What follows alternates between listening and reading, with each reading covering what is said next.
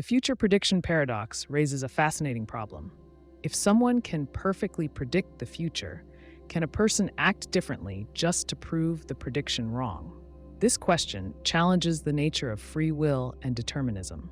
If a prediction is truly perfect, then any attempt to change the outcome must have already been accounted for.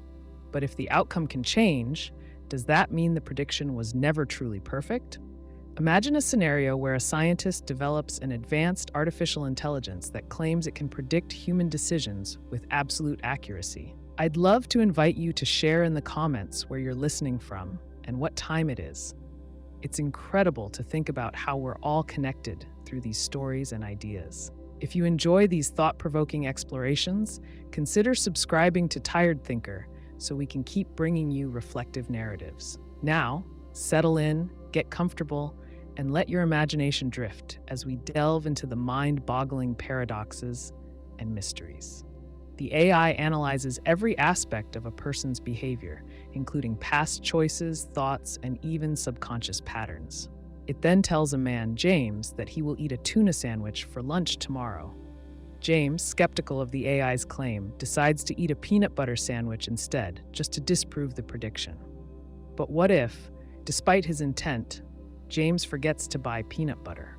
What if he reaches for it, only to find it expired and then settles for tuna instead?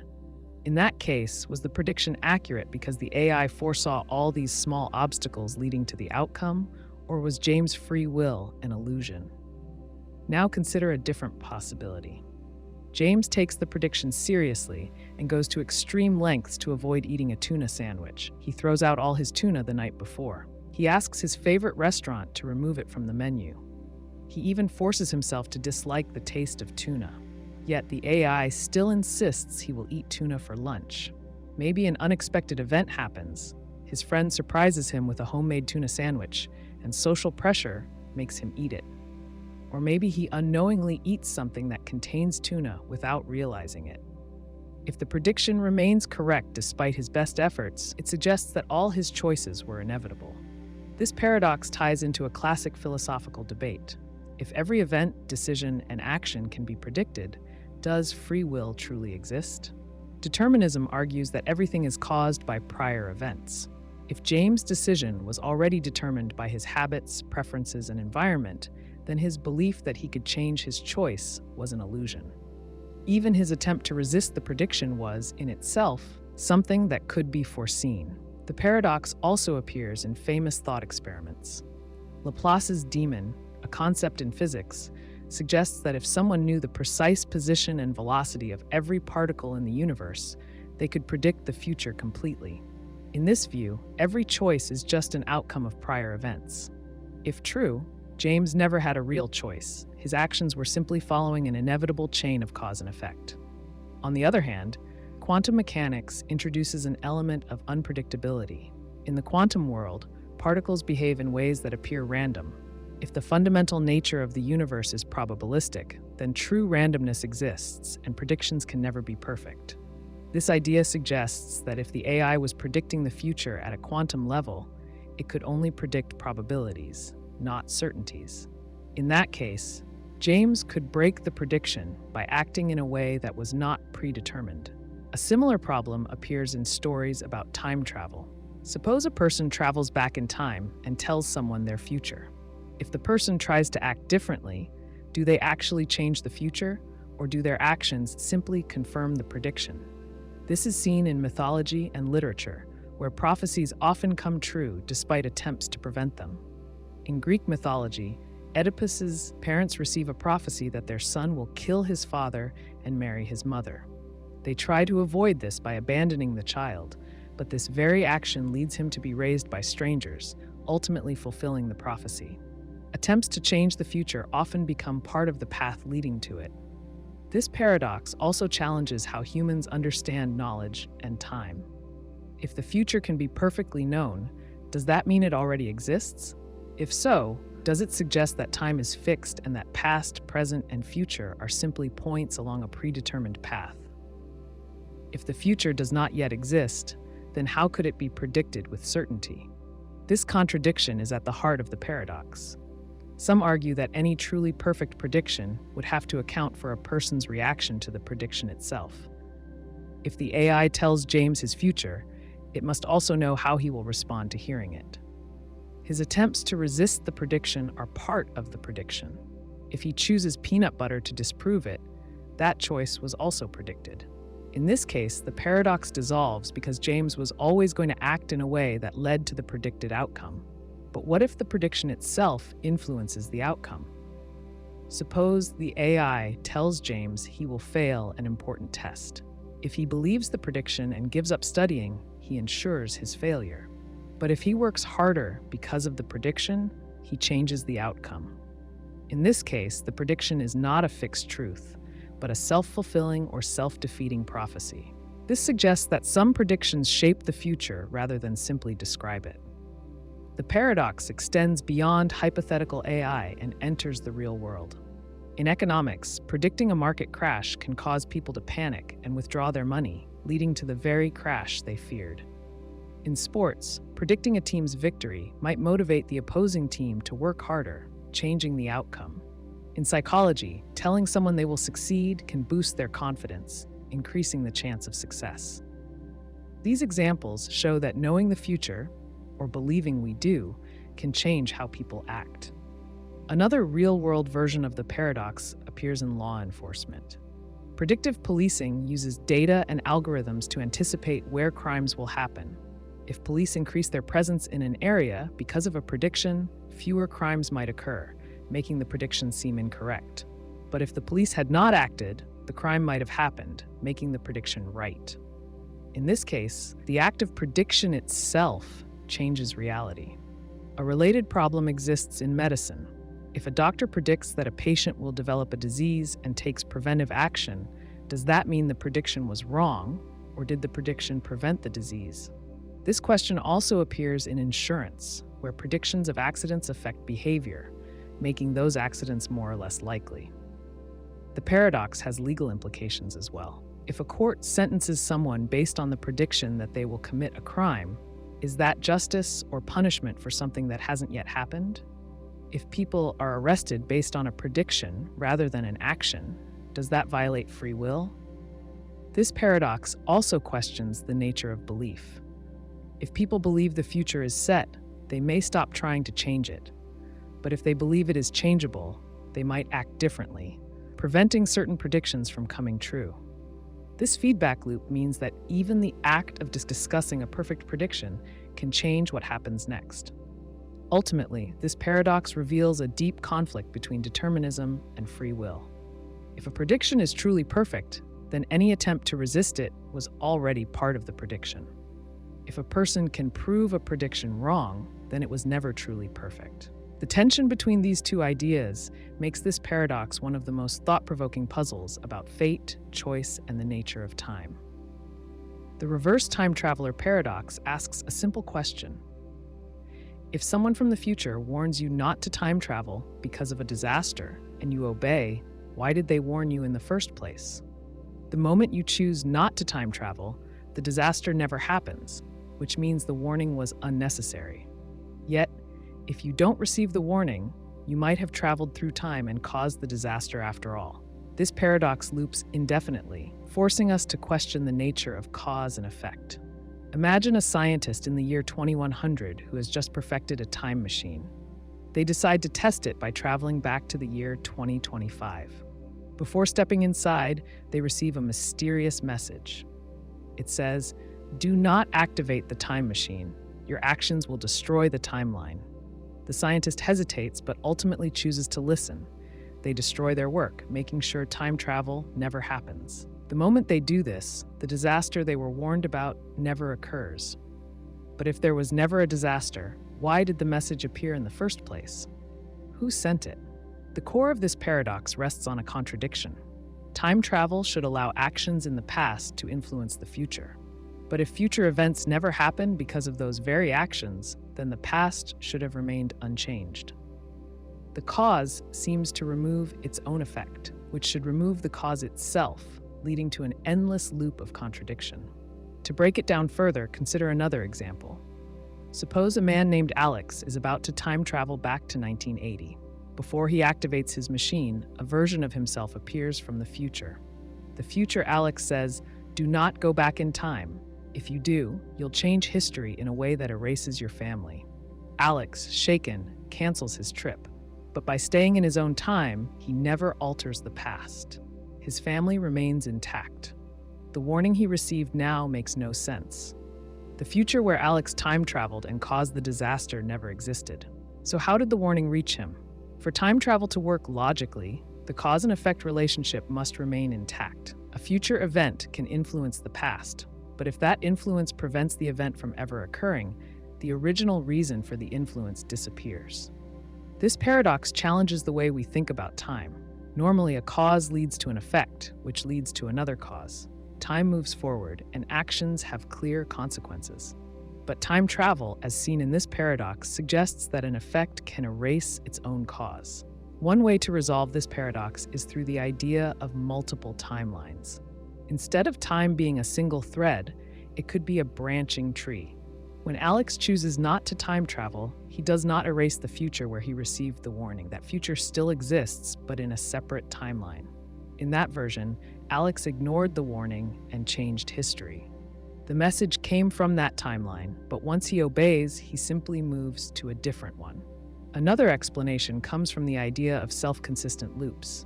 In this view, any event that influences the past must have always happened in a way that preserves consistency. That means Alex might still receive the warning, but the details change. Maybe someone else time traveled and caused the disaster instead. Or perhaps the warning was vague enough that it still made sense, even in a future where Alex never traveled.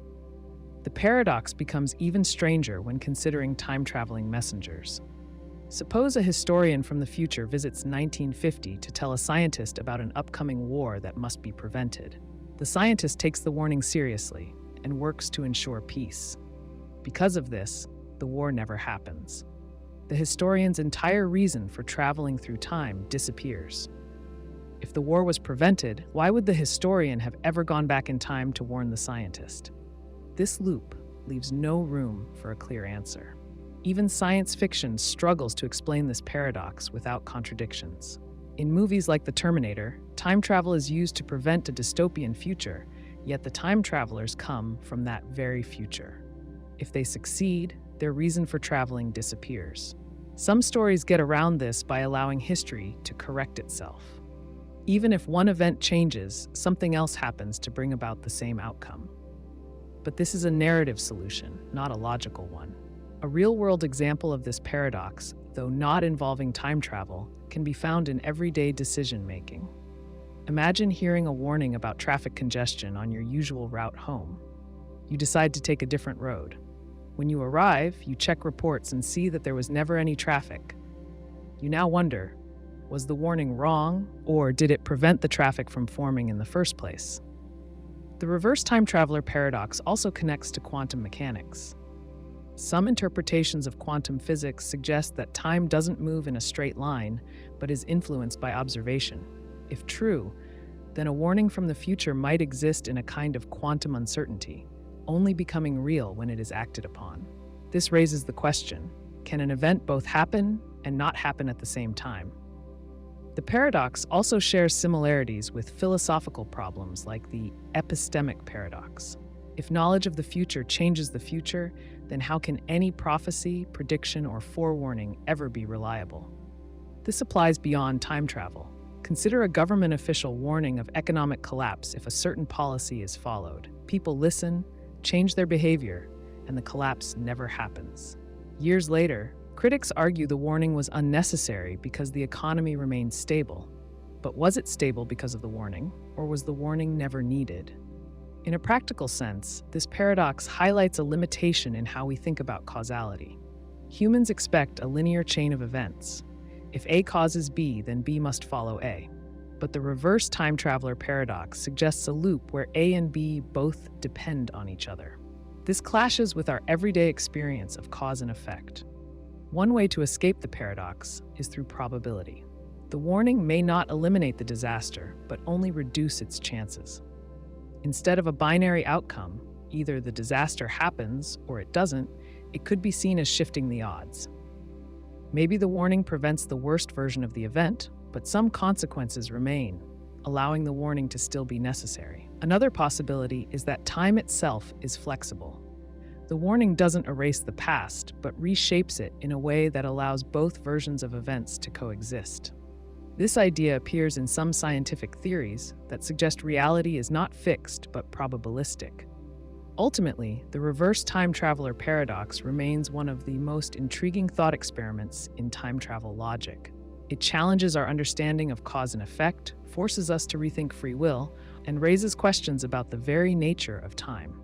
If a warning changes the past, does the past rewrite itself? Or does the universe find a way to maintain consistency no matter what? The answer, if it exists, remains beyond our current understanding. The immortality paradox raises a strange question.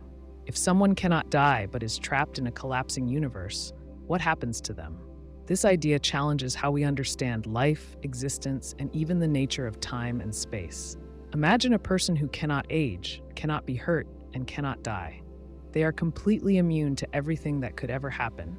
If the universe keeps expanding forever, they would drift endlessly, watching stars form and die, planets come and go. They would witness galaxies move apart until everything was cold and dark. But what if the universe doesn't expand forever? What if, instead, it collapses in on itself? Many physicists believe this could happen. Some theories suggest that the universe, after expanding for billions of years, might slow down and reverse its course. Gravity would pull everything back together. Galaxies would move closer and closer until they smashed into each other. Stars would burn hotter than ever before, then explode. Time and space would fold inward, crushing everything into a single, infinitely dense point. Scientists call this the Big Crunch. If someone is immortal, what happens to them in this scenario?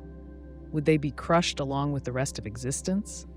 If they cannot be destroyed, where would they go when space itself disappears? Consider a simpler example. Imagine a person trapped in a room with walls that slowly move inward. If they were like the rest of us, they would eventually be crushed. But what if they were indestructible? The walls could keep pressing in, but they wouldn't feel pain. They wouldn't break. What happens when the walls finally meet? If there is no space left for them to exist, do they simply vanish? Or do they remain trapped in a single point with nowhere to move? If the universe collapses and everything is reduced to a tiny, infinitely dense dot, would the immortal person be in that dot? Would they still be conscious, aware of being stuck in a place where nothing else exists? That's where the paradox comes in. If they still exist, where are they? Space and time no longer exist, so can they still exist without those things? But if they don't exist anymore, then they weren't truly immortal. Some might say that an immortal being would find a way out. If they are truly beyond the laws of nature, maybe they could escape to another dimension or another universe. But this raises another problem. If they can escape, then that means they are not bound by the laws of our universe.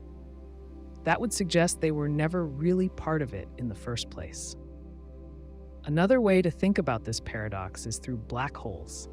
A black hole is an area of space where gravity is so strong that nothing can escape, not even light. If an immortal person falls into a black hole, what happens? Do they get stuck there forever? Do they keep falling deeper and deeper into something that has no bottom? Or do they find themselves in some unknown space beyond our universe? Now consider an even stranger idea. What if the universe doesn't just collapse, but time itself stops?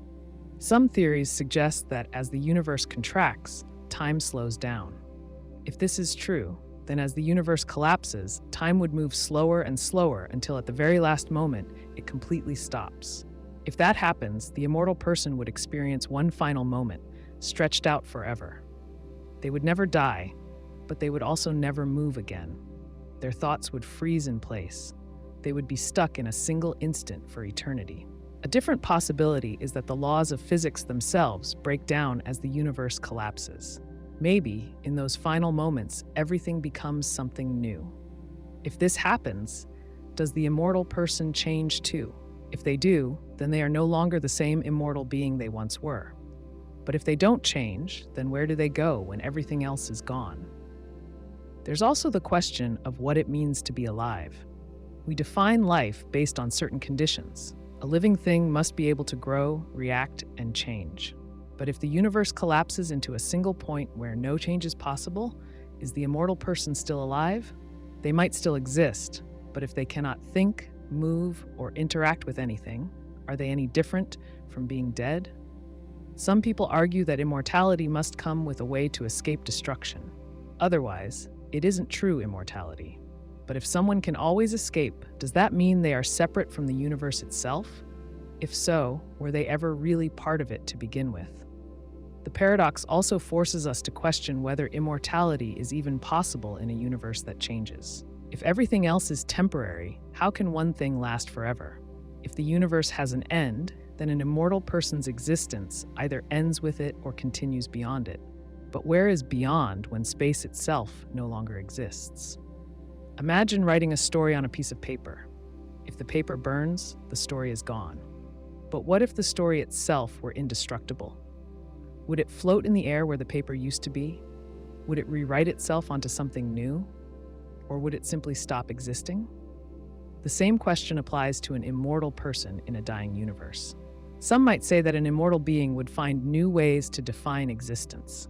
If the universe collapses, they might adapt.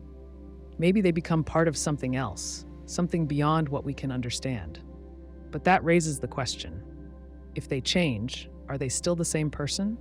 If they no longer have a body, a mind, or a sense of self, are they still who they were before? Others argue that true immortality means existing in some form, no matter what happens. If the universe ends, maybe they become something we can't even imagine, something that exists outside of time and space. But if that's the case, what does it mean to exist at all? Some theories suggest that the universe might collapse and then restart. This is sometimes called the Big Bounce theory. If this happens, would the immortal person continue into the new universe? Would they remember the old one? If they do, then they would be the only link between two completely separate realities.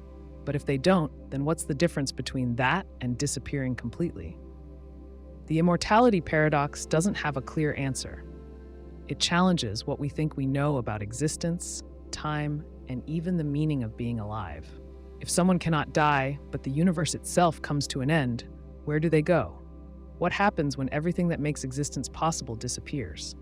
The paradox forces us to consider whether true immortality is even possible in a universe that is always changing. A man discovers an old book in a museum archive. The book details the life of a great leader who made a crucial decision that shaped the world. He is fascinated by the book and studies it in detail. Eventually, he builds a time machine and travels back to meet this leader. While in the past, he hands over the book and insists the leader follow the decisions outlined within it. The leader, trusting the wisdom of the book, does exactly as written. History unfolds just as the man read it. But where did the book's contents originally come from? If the leader only made their choices based on the book, and the book only exists because history recorded those choices, then the origin of the decisions is lost in an endless loop. The information appears to have no starting point. A woman is fascinated by a famous speech that changed the course of history. She memorizes every word and decides to travel back in time to witness it firsthand. When she arrives, she finds that the speech has been lost due to an accident. Determined to preserve history, she recites the entire speech from memory, allowing the historical figure to deliver it exactly as it was recorded. The future unfolds as expected. The woman eventually grows older, studies the same speech again, and once more travels back in time to ensure it is given. But if the speech only exists because she brought it to the past, then who originally wrote it? It appears to be self-created, floating in time without an original author. A scientist discovers an equation that changes everything about modern physics. After years of research, they build a time machine and travel back to share the discovery with their younger self. The younger version studies the equation and eventually publishes it, earning global recognition. As the years pass, they grow older, revisit the same equation, and travel back once again to share it with their past self. If the formula only exists because it was passed along in a time loop, then it was never actually created. It simply exists as part of history, with no point of true invention. A general hears a prophecy of an upcoming battle that will decide the fate of their nation. According to the prophecy, they will make a critical strategic decision that ensures victory. Fearing failure, the general's advisor secretly time travels into the past to ensure the decision is made exactly as the prophecy states. When the battle arrives, the general follows the given advice and secures victory. The nation records the event, and historians study the battle for generations.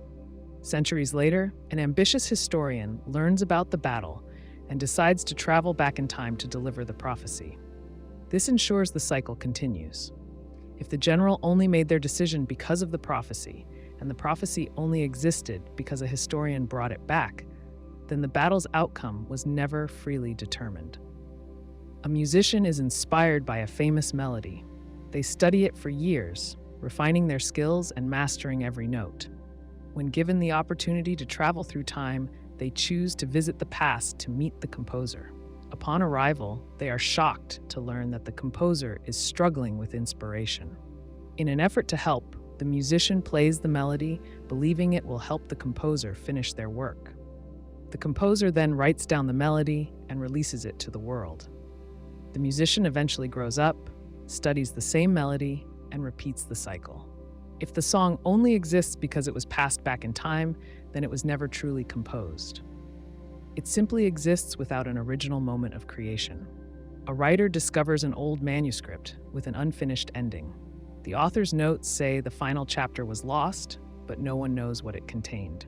The writer becomes obsessed with the story and decides to travel back to ask the original author.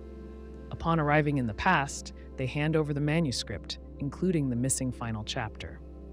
The author, assuming they had written it, publishes the complete work. The writer eventually grows older, finds the same book in a library, and once again travels back in time to deliver it. The book's ending exists because it was brought from the future, but it was never actually written by anyone. A soldier fights in a war and hears of a legendary hero who turned the tide of battle. This hero made a bold decision that saved countless lives. Years later, the soldier gains access to a time machine and decides to go back to witness the battle firsthand. Arriving at the battlefield, they realize the hero is missing and the key moment has not happened yet.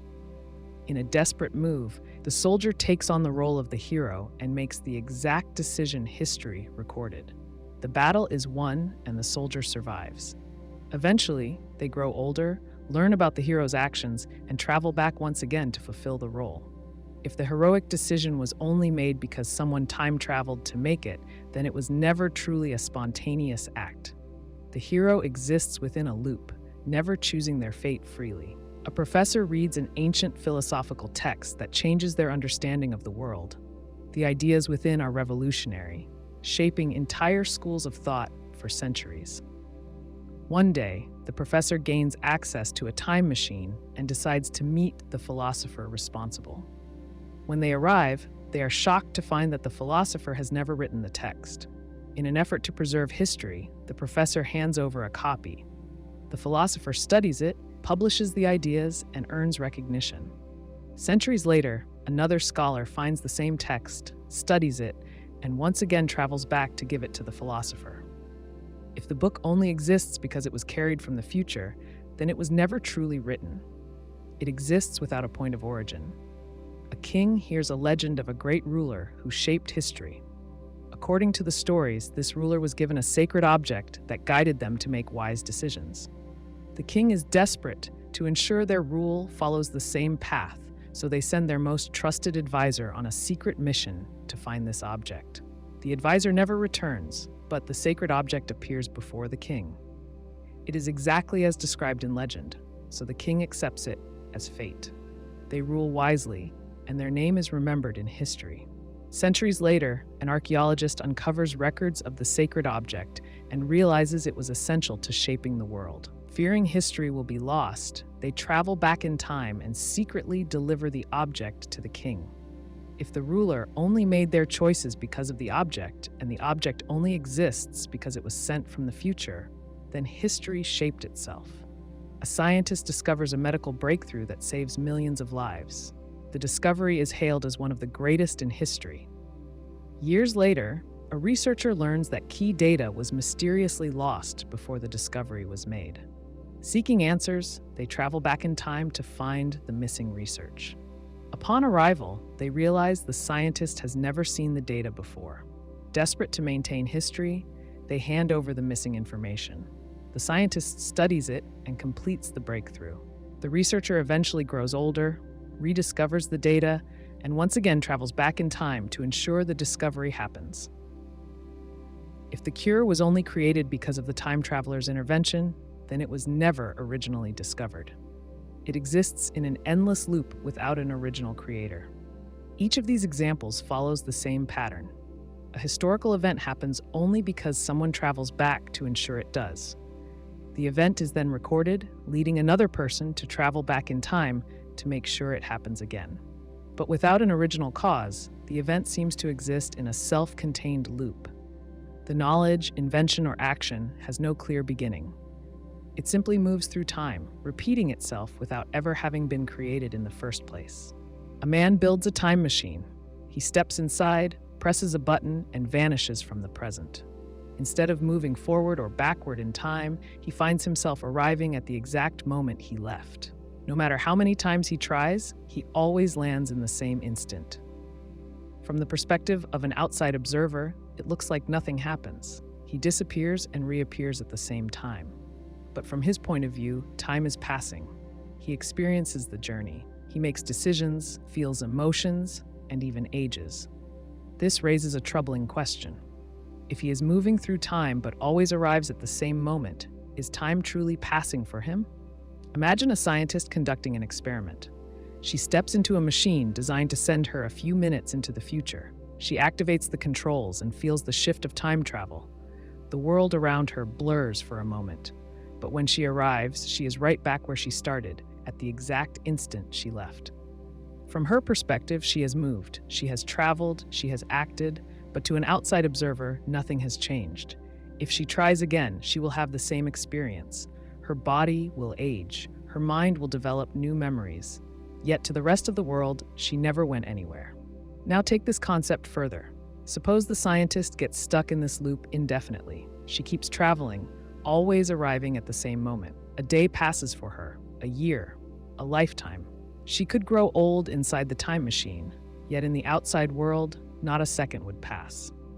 If she keeps a journal, it would fill with entries documenting her thoughts and experiences. If she learns new things, her knowledge would expand, but none of it would exist outside her own mind. She would be a traveler in time, yet from the world's perspective, she would remain frozen. This paradox challenges the very meaning of time. Normally, time is something everyone experiences together. A second for one person is a second for another. The past leads to the present, which leads to the future. But in this scenario, time is splitting. The traveler's personal experience is moving forward, but external time is not. The connection between them is broken. The traveler is aging. The world is not. Imagine a clock inside the time machine. The traveler watches as the hands move forward. They tick away seconds, then minutes, then hours. The traveler sees it happening. They feel hunger, exhaustion, and the weight of passing time. They live through it. But outside the machine, another clock remains still. It does not tick forward. It does not register any change. The rest of the world stays the same. If the traveler steps out of the machine, will they still have aged? Will they still remember everything they experienced? If so, then where did that time exist? Consider a variation of the paradox. Suppose the traveler writes a letter to themselves before stepping into the machine. They take the letter with them, expecting it to still exist when they return. But since they always arrive at the same moment, the letter never has a chance to remain in the past. It moves with them. It never spends a single moment outside that fixed instant. If that's true, then does the letter truly exist in time, or is it just as stuck as they are? Now think about an extreme case. Suppose the traveler brings food with them. Inside the machine, they eat, digest, and eventually run out. If they keep arriving at the same moment, they cannot replace their food. If they consume all of it, do they starve, or does the paradox prevent it? If the traveler is still bound by natural laws, then their body must obey those rules. But if their time loop does not allow for real change, then their hunger should reset along with everything else. This presents a contradiction. Their body is experiencing time, but their surroundings are not. Another way to look at this paradox is through memory. If a person experiences time, they accumulate memories. They learn, they grow, they change. But in this paradox, change is impossible outside the traveler's own mind. They might remember years of experiences, but the world will not reflect those years. If they meet someone, that person will never recall it. If they write something down, it will never stay written. If they build something, it will never remain standing. Everything outside of them resets. Now consider a different perspective. Suppose an outside observer is watching the time traveler. To them, it looks like nothing is happening. The traveler steps into the machine and immediately steps out. There is no delay, no passage of time. But what if they try to interact? If they touch the traveler at the moment of reappearance, does their hand go through? Does the traveler feel it? If the traveler has aged inside the loop, does their body change instantly upon stepping out? Or does it revert to the way it was when they first entered? If their body retains the aging effects, that would mean time did pass. But if they emerge exactly as they were, then from the world's perspective, time has left no mark on them at all. Imagine this scenario playing out on a global scale. What if an entire city became stuck in this paradox? A person inside that city could live an entire life and never move forward in external time.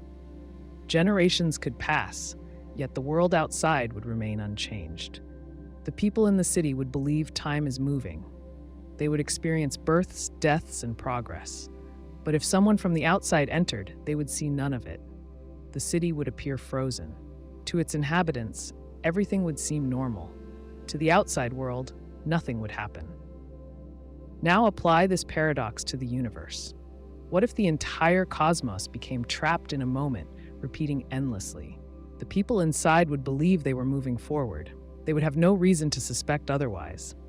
But if they ever broke free, they would find that no time had passed for anything else. Would they still be the same people? Would their experiences still be real? If time is only meaningful when change happens and nothing outside the loop changes, then does their time even exist? This paradox also forces us to rethink how time travel might work. Most people assume that traveling through time means moving forward or backward. But what if time travel simply means arriving at the same instant over and over? In that case, the traveler is experiencing time, but only in a way that separates them from reality. Their existence would become like a record stuck on a single note, playing the same sound forever. The difference is, they can still think, feel, and grow, but their world cannot.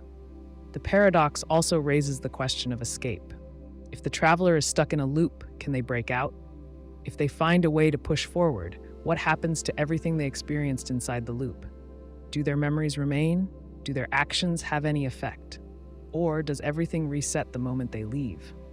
If their body still ages but time remains still, then their own existence has become detached from reality itself. A person stuck in time is living in an experience that only they perceive. They could move, act, and grow, but the world would never acknowledge it. If time is passing for them but not for anything else, then their time may exist in a way that is separate from reality. The question is whether that time is real or whether it is simply an illusion created by their own mind. A card sits on the table. One side reads, "The statement on the other side is true." You flip it over.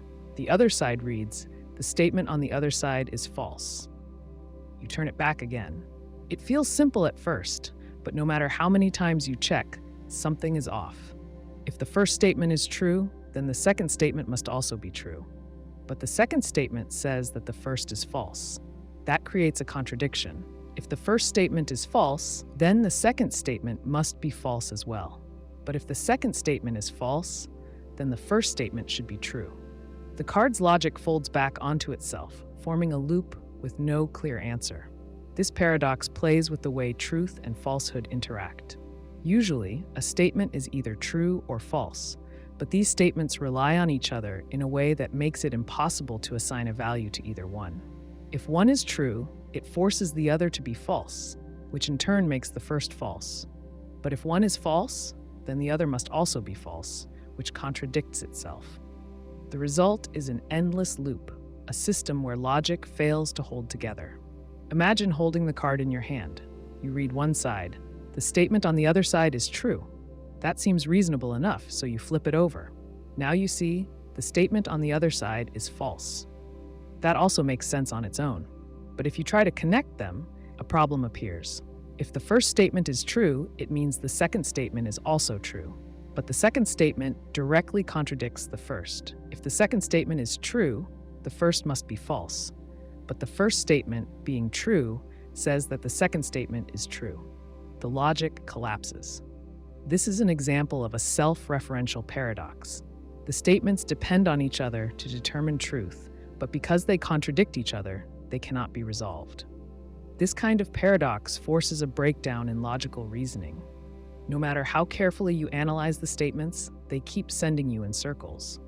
It is like stepping onto a staircase that leads back to its starting point, never allowing you to go anywhere. These kinds of paradoxes exist in many forms. The liar's paradox is one of the most well-known examples. If someone says, "I always lie," then their statement cannot be trusted. If they are telling the truth about always lying, then they must be lying, which contradicts the claim. If they are lying about always lying, then they must sometimes tell the truth, which again contradicts the claim. Like the card paradox, this statement cannot be assigned a clear truth value. Imagine placing the card in front of a group of people and asking them to determine which statement is true. One person might argue that the first statement is true, which would make the second statement true, which means the first statement must be false. Another person might claim that both statements are false, but then the first statement would be false, meaning the second statement is true, which means the first statement is true. No matter what argument they make, they keep running into contradictions. The card does not allow for a logical resolution. This paradox exposes a flaw in binary logic. Normally, a statement is either true or false, with no middle ground. But in this case, assigning truth or falsehood to either statement immediately leads to contradiction. It suggests that in some cases, logic itself is incomplete, unable to handle certain self-referential structures. This breakdown challenges the way we think about truth, forcing us to reconsider how statements interact with each other. Some paradoxes, like Russell's paradox in set theory, work in a similar way. In that case, the question is whether a set that contains all sets that do not contain themselves contains itself. If it does, then it should not. If it does not, then it should. This creates a logical contradiction, much like the card paradox. Both problems reveal an issue with self-reference. When a system refers to itself, it can sometimes break the rules that normally apply. Another way to think about the card paradox is to imagine an infinite loop in a computer program. Suppose a program checks the value of a variable. If the variable is true, it sets it to false. If the variable is false, it sets it to true. The program will run forever, flipping the variable back and forth without ever stopping. The card functions the same way.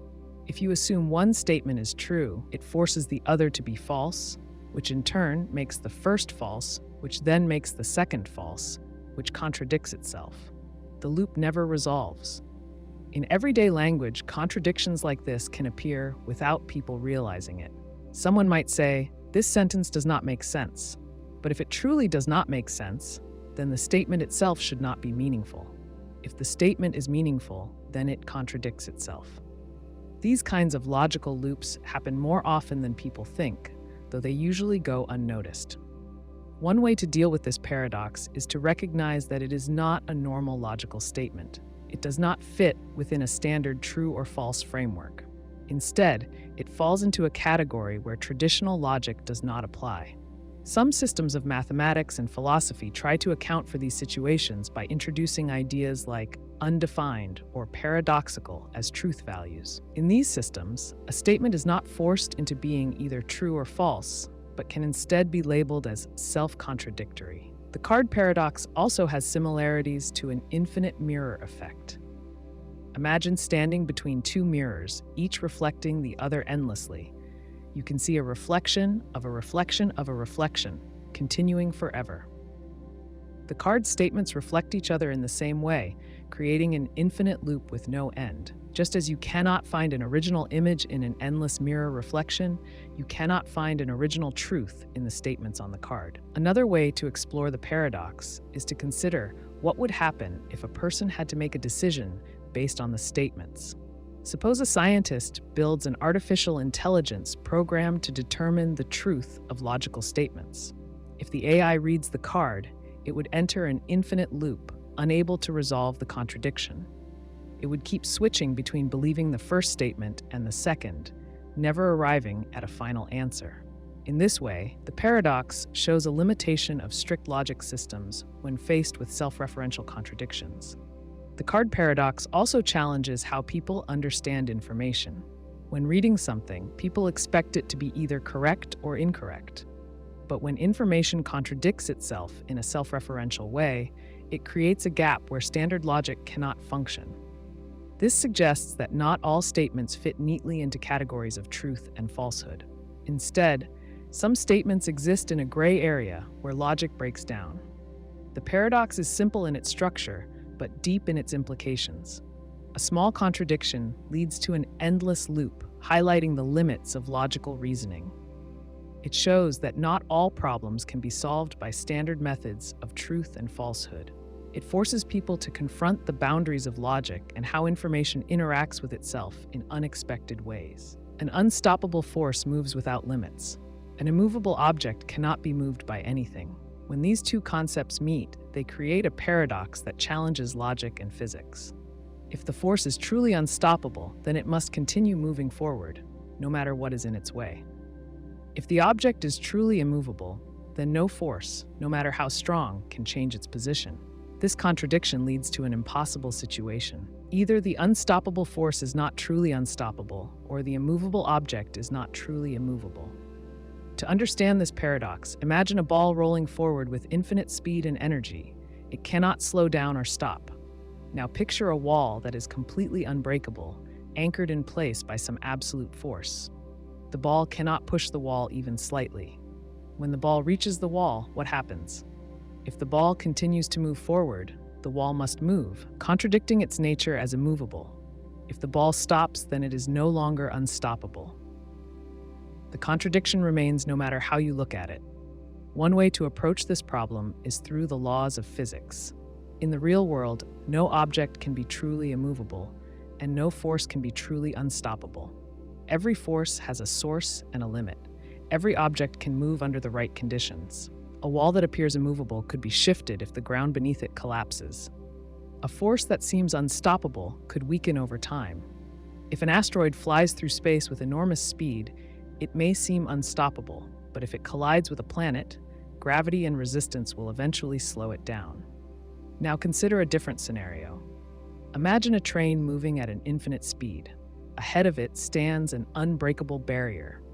The train cannot slow down, and the barrier cannot move. When the train reaches the barrier, it should pass through or be stopped. If it passes through, the barrier is not truly immovable. If it stops, the train is not truly unstoppable. The contradiction remains. One possible way to resolve the paradox is to suggest that such conditions cannot exist at the same time. If a force is truly unstoppable, then no object can be immovable. If an object is truly immovable, then no force can be unstoppable. The definitions themselves prevent both from existing together. The moment they meet, one must yield. Either the force slows down, proving it is not unstoppable, or the object moves, proving it is not immovable. Another way to look at the paradox is to consider energy transfer. When a moving force hits a stationary object, the energy must go somewhere. In everyday physics, when a car crashes into a wall, the energy spreads out. The wall absorbs some energy, and the car crumples. If both objects were idealized, one infinitely strong and one infinitely fast, the energy would have no way to disperse. This would create an undefined situation where both force and object exist in contradiction. Some people try to solve the paradox by arguing that the two things would never meet. If an unstoppable force exists, then no immovable object could exist in the same universe. If an immovable object exists, then no unstoppable force could exist. They cancel each other out before they can even interact. This answer, while logical, does not fully satisfy the original question. It avoids the contradiction rather than resolving it. Another way to explore the paradox is through a thought experiment. Imagine you have a hammer that cannot be stopped. It swings toward a wall that cannot break or move. When they meet, one of two things must happen. The hammer must stop, or the wall must give way. If the hammer stops, then it was never truly unstoppable. If the wall moves, then it was never truly immovable. No matter how you adjust the situation, one definition must break. Consider a tug of war between an unstoppable force and an immovable object. The force pulls with infinite strength. The object resists with infinite weight. If the force wins, then the object was not immovable. If the object wins, then the force was not unstoppable. The contradiction remains, making it impossible for both to exist at once. The paradox also raises questions about perception. If someone witnesses the event, what do they see? Do they see the force pushing against the object with no effect? Do they see the object move slightly before resisting? If no one sees the moment of impact, can it be said to have truly happened? The paradox challenges how reality works when two impossibilities collide. Another perspective considers the nature of infinity. If a force is unstoppable, it must have infinite energy. If an object is immovable, it must have infinite resistance. When two infinities meet, the result is undefined. Some infinities are larger than others. A mathematician might argue that the force's infinity could be greater than the object's infinity, meaning the force would win. But if both are equal, they cancel each other out. The answer depends on how the infinities compare. Philosophers approach this paradox differently. Some argue that it is a question of logic, not reality. The definitions contradict each other, making the question meaningless. It is like asking what happens if a square circle exists. The terms cannot coexist, so the question has no valid answer. This suggests that paradoxes like these highlight the limits of language and definition rather than physics or reality. In storytelling, similar paradoxes appear in mythology and fiction. In ancient myths, gods and heroes often encounter objects that cannot be moved or forces that cannot be stopped. Some stories resolve the paradox with tricks or clever wording. A god might lift an immovable rock by shifting the ground beneath it. A warrior might defeat an unstoppable force by redirecting it rather than stopping it. These solutions work in fiction, but do not solve the deeper logical contradiction. One example in popular culture is the idea of an invincible hero fighting an indestructible villain. If neither can be defeated, the fight can never end. The same problem applies to an unstoppable bullet hitting an unbreakable shield. If the bullet stops, it was never truly unstoppable. If the shield breaks, it was never truly unbreakable. This makes for dramatic storytelling, but creates an unsolvable contradiction. Some interpretations suggest that the paradox is a test of logic rather than a real problem. By defining two things in a way that makes them impossible together, the question reveals a flaw in the assumptions. The paradox forces people to think critically about the meaning of words like unstoppable and immovable. When taken to their extremes, these concepts lose their usefulness. If an unstoppable force exists, then the universe must allow movement without limit. If an immovable object exists, then the universe must allow resistance without limit. These two ideas cannot fit within the same logical system. If one exists, the other cannot. The paradox shows the importance of internal consistency in definitions. It is not a question of what happens when they meet, but a question of whether they can logically exist together at all. Physics, philosophy, and mathematics all offer different ways to think about this paradox. Each perspective highlights the contradictions at the heart of the problem. Whether viewed as a flaw in language, an impossible condition, or a clash of infinities, the paradox remains unsolved. It continues to challenge logic by presenting two ideas that cannot coexist, yet demanding an answer when they do. The statement paradox creates an endless loop of contradiction. The first statement says that the next one is true. The second statement says that the first one is false. If the second statement is true, then the first one must be false. But if the first one is false, then the second statement is also false. This cycle continues without resolution. Imagine a person writes two notes. The first note says, the statement on the next note is true.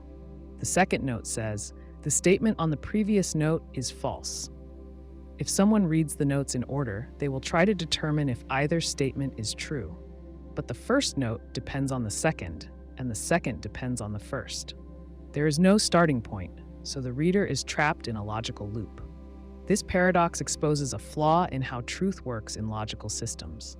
Normally, a statement can be either true or false, but in this case, assigning a truth value to one statement changes the truth of the other. If the first statement is true, then the second statement must also be true. But the second statement says that the first one is false. That contradiction makes it impossible for either statement to be consistently true or false. Consider two people having a conversation. The first person says, everything the second person says is true. The second person says, everything the first person says is false. If the first person is correct, then the second person's claim must be true, which means the first person is lying. But if the first person is lying, then the second person's statement must be false, which means the first person is actually telling the truth. The contradiction prevents a clear resolution. A similar problem occurs when two signs give conflicting instructions. Imagine a hallway with two doors. One door has a sign that says, use the other door. The second door has a sign that says, use the other door. A person who tries to follow the instructions will never know which door to choose. No matter which sign they believe, they will always be directed to the other one. This paradox is related to the liar's paradox, which happens when someone says, I always lie.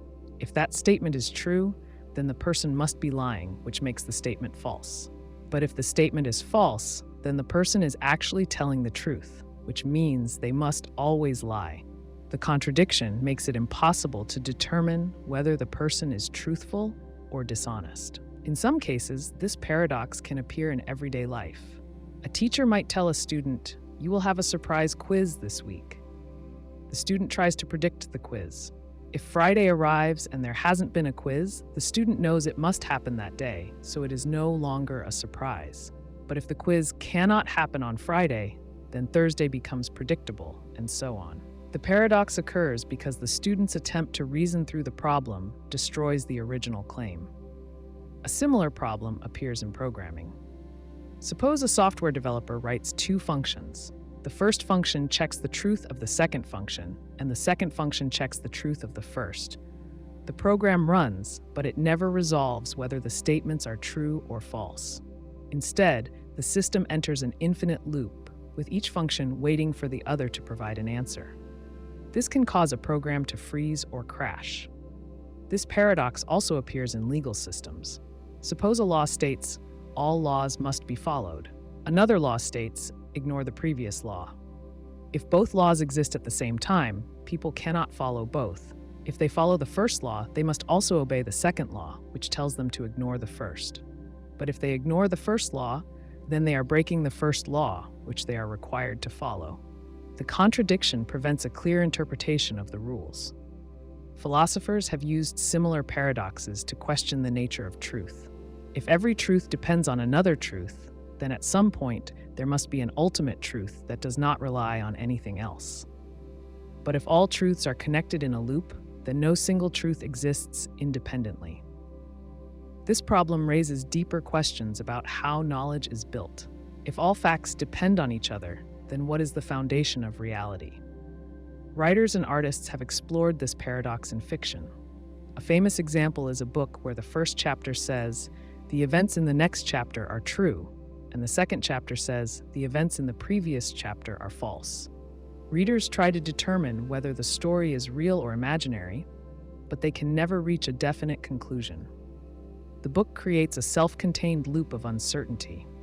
A similar paradox appears in certain types of humor. A comedian might say, everything I say is a lie, except this sentence. The audience tries to decide whether the sentence is true. If the sentence is true, then it contradicts itself, but if it is false, then part of it must be true. The joke works because it plays with the human tendency to seek logical consistency. This paradox can also appear in relationships. Suppose one friend always believes the opposite of another friend. If the first friend says, you never agree with me, the second friend must disagree. But if the second friend disagrees, they are actually agreeing with the first friend's statement. The contradiction makes it impossible for the second friend to maintain their pattern of disagreement. In certain board games, similar paradoxes can arise when players follow conflicting rules. Suppose a card game has a rule that says, draw a card unless the next rule tells you not to. The next rule says, do not draw a card if the previous rule tells you to. The player must decide whether to draw a card or not. No matter what they choose, they will always be violating one of the rules. A variation of this paradox appears in physics. Suppose a scientist creates a machine that measures whether a certain event will happen. If the machine detects that the event will happen, it prevents the event from occurring. But if the machine detects that the event will not happen, it allows the event to occur. The machine cannot function properly because its action depends on the very thing it is trying to predict. Another example occurs in economic systems. Suppose a stock market analyst says, if I predict the market will rise, people will invest and the market will rise. But if I predict the market will fall, people will sell and the market will fall. The prediction itself influences the outcome. If investors believe the prediction, they change their behavior, which in turn changes the result. The paradox makes it unclear whether the analyst is observing the market or creating it. A more everyday example occurs when someone gives contradictory advice. A parent might tell a child, think for yourself, but always follow my advice. If the child follows the parent's advice, they are not thinking for themselves. But if they think for themselves, they must sometimes ignore the advice, which means they are not fully following the instruction. The contradiction makes it impossible for the child to fully obey the statement. The statement paradox highlights a flaw in logic when two statements depend on each other in a way that prevents either from being clearly true or false. The moment one is assumed to be true, it forces the other to be false, which in turn forces the first statement to be false as well. This endless contradiction creates a logical loop that cannot be resolved, making it one of the simplest yet most frustrating paradoxes in philosophy, language, and even real life. If you answer this question truthfully, will your answer be no? The question creates a loop that challenges basic logic. If you answer yes, then your answer is not no, making yes a false statement. If you answer no, then your answer is, in fact, no, making no a truthful response. But if the response is no because you are answering truthfully, then the question itself suggests that no is not the right answer. This creates a contradiction where neither yes nor no can satisfy the conditions of the question. Consider a conversation where a teacher asks a student this question. The student thinks carefully. If they say yes, they are admitting that their answer is not no, contradicting the premise of the question. If they say no, they confirm that their answer is no, but that would make the question misleading. The student hesitates, unsure of what to say. No matter how they answer, the logic of the question traps them in a loop. A paradox like this challenges the way people understand truth and logic. Statements normally work in a straightforward way. If someone asks, "Is the sky blue?" the answer is either yes or no, based on reality. But this question is different because it is self-referential. It refers to its own answer rather than an external fact. The moment someone tries to answer, they find themselves stuck in a contradiction. This paradox is similar to classic logical problems like the liar's paradox. If someone says, "I always lie," then their statement cannot be true because if they were lying, they would sometimes tell the truth. If they always lie, then the statement itself must be false, meaning they do not always lie. The contradiction leaves no way out. The unknown answer paradox works the same way by creating an impossible condition. Imagine a judge asking a witness this question in court. The witness understands that they must answer truthfully. If they say yes, they admit that their answer is not no, meaning their answer is not truthful. But if they say no, their answer confirms itself, making the entire question meaningless. The courtroom falls silent. The lawyer objects, arguing that the question cannot be answered truthfully without contradiction. The judge agrees, realizing that no response can satisfy the conditions of the question. A variation of this paradox appears in riddles where statements loop back on themselves. Suppose someone writes a note that says, "The statement on the other side of this paper is true." When the paper is flipped over, the other side says, the statement on the other side of this paper is false. This creates an infinite loop with no way to determine which statement is correct. The unknown answer paradox works the same way, forcing the person answering to contradict themselves no matter what they say. Another way to understand this paradox is by thinking about a malfunctioning robot. Imagine a robot programmed to always tell the truth. If a scientist asks the robot, "If you answer truthfully, will your answer be no?" the robot's logic circuits get stuck. If it says yes, then its answer is not no, making its response false. If it says no, then it confirms that its answer is no, creating a contradiction. The robot freezes, unable to compute a valid response. This paradox also appears in philosophy when discussing self-referential statements. If a philosopher writes a book and includes a chapter titled, "This chapter is false," then the reader is left in an impossible situation. If the chapter is false, then its title is true, meaning the chapter is false. But if the chapter is false, then its title cannot be true. The unknown answer paradox creates the same problem. The question makes it impossible to provide an answer without invalidating the answer itself. In everyday life, paradoxes like this rarely come up in direct conversation, but they reveal important ideas about logic and communication. Language works because people generally agree on how words correspond to reality. If someone asks, "Is it raining outside?" the answer is based on observable facts. But when a question refers to its own answer, it breaks the normal flow of logic. This is why the unknown answer paradox creates confusion. Consider a game show where a contestant must answer this question to win. The host asks, "If you answer truthfully, will your answer be no?" The contestant pauses. If they say yes, they are admitting that their answer is not no, making yes incorrect. If they say no, then they have answered truthfully, but that means the question should not have been asked in the first place. The game show audience watches as the contestant struggles, realizing that no answer will work. Another example appears in programming. If a developer creates an artificial intelligence system that must always respond truthfully, and the AI encounters this question, it will run into an error. The system recognizes that answering yes contradicts the truth requirement.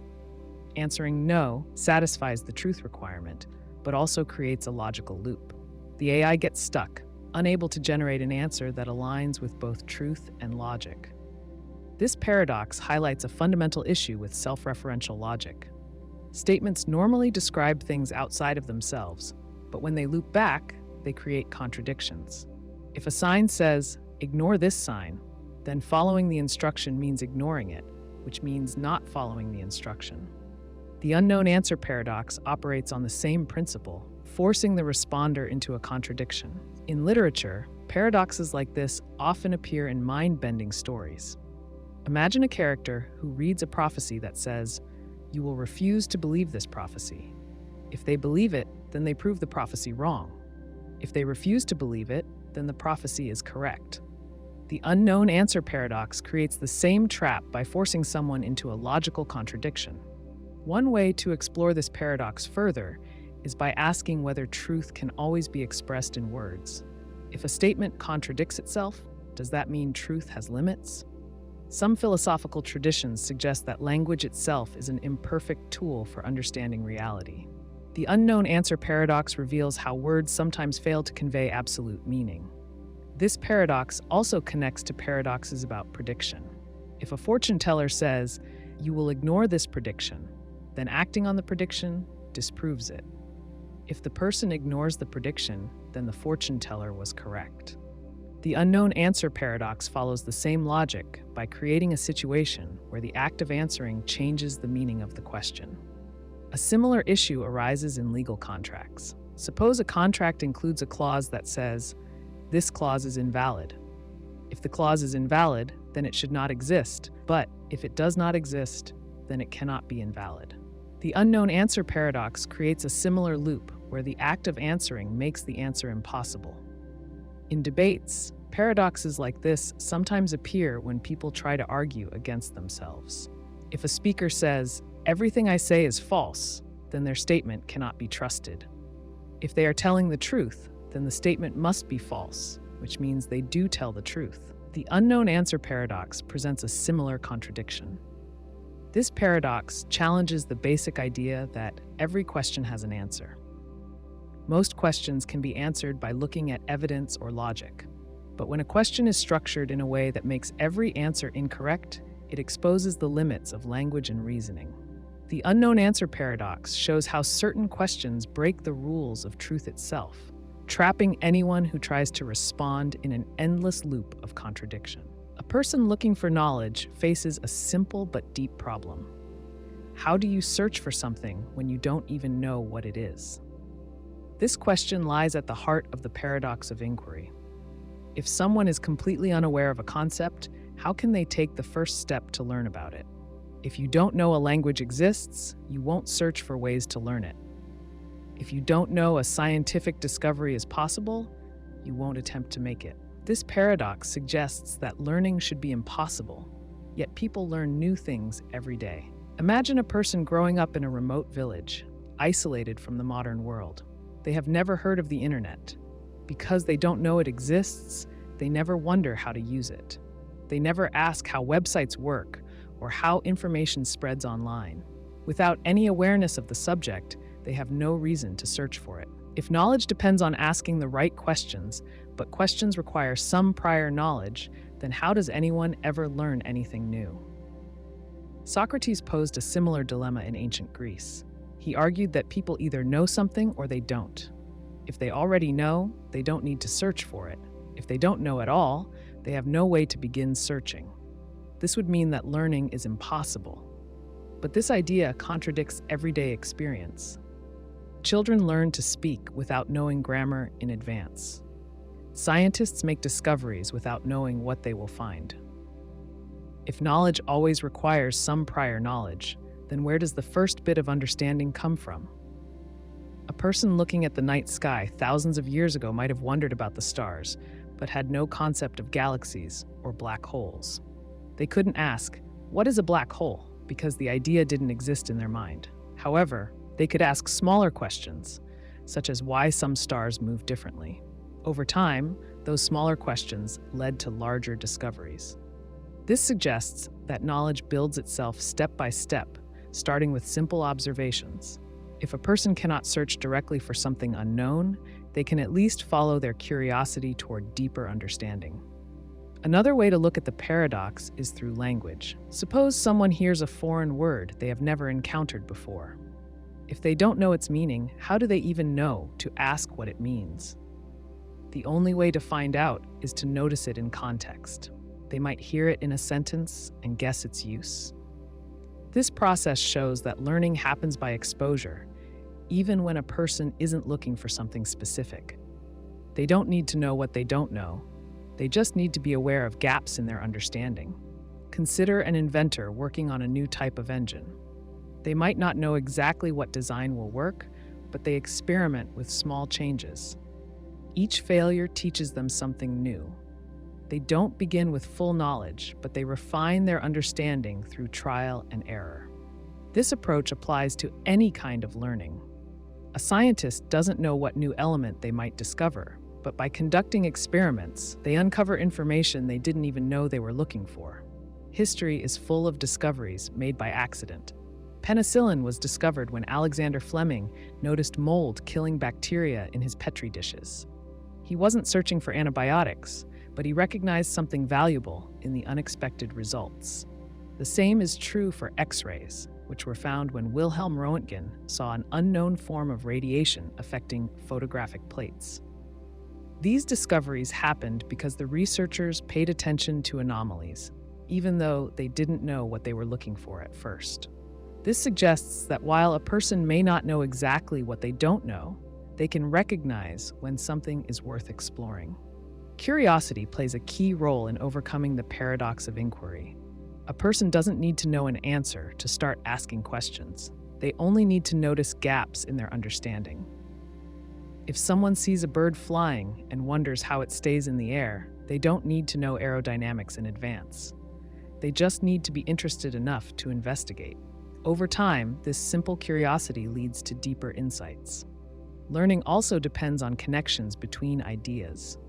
A person might not search for quantum mechanics directly, but they may start with an interest in physics. As they learn more, they encounter related topics. Eventually, they reach the subject they never knew existed at the start. This means that learning is not a straight line, but a web of interconnected discoveries. A person doesn't need to know their destination to begin the journey. The paradox of inquiry also applies to self-awareness. A person may not realize they hold certain biases until they encounter new perspectives. If they have only ever lived in one culture, they might assume their way of thinking is universal. They don't know what they don't know. But exposure to different ideas can reveal those blind spots. This suggests that expanding knowledge isn't just about gathering facts, it's also about challenging assumptions. Another way to think about the paradox is through problem solving.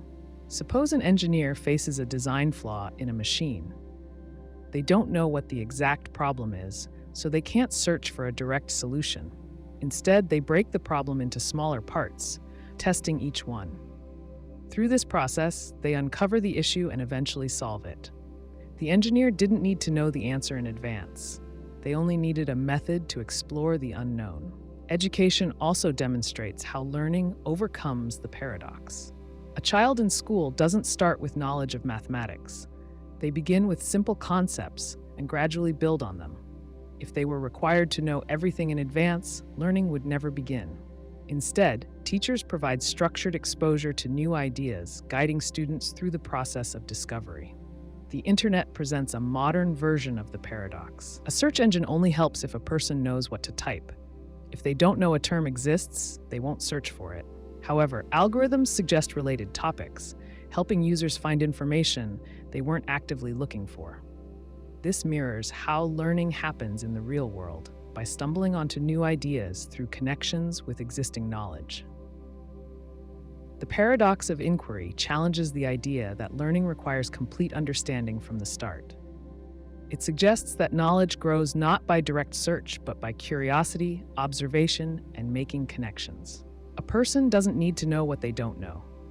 They only need to be open to new experiences, pay attention to gaps in understanding, and allow one question to lead to another. You wake up in your bed.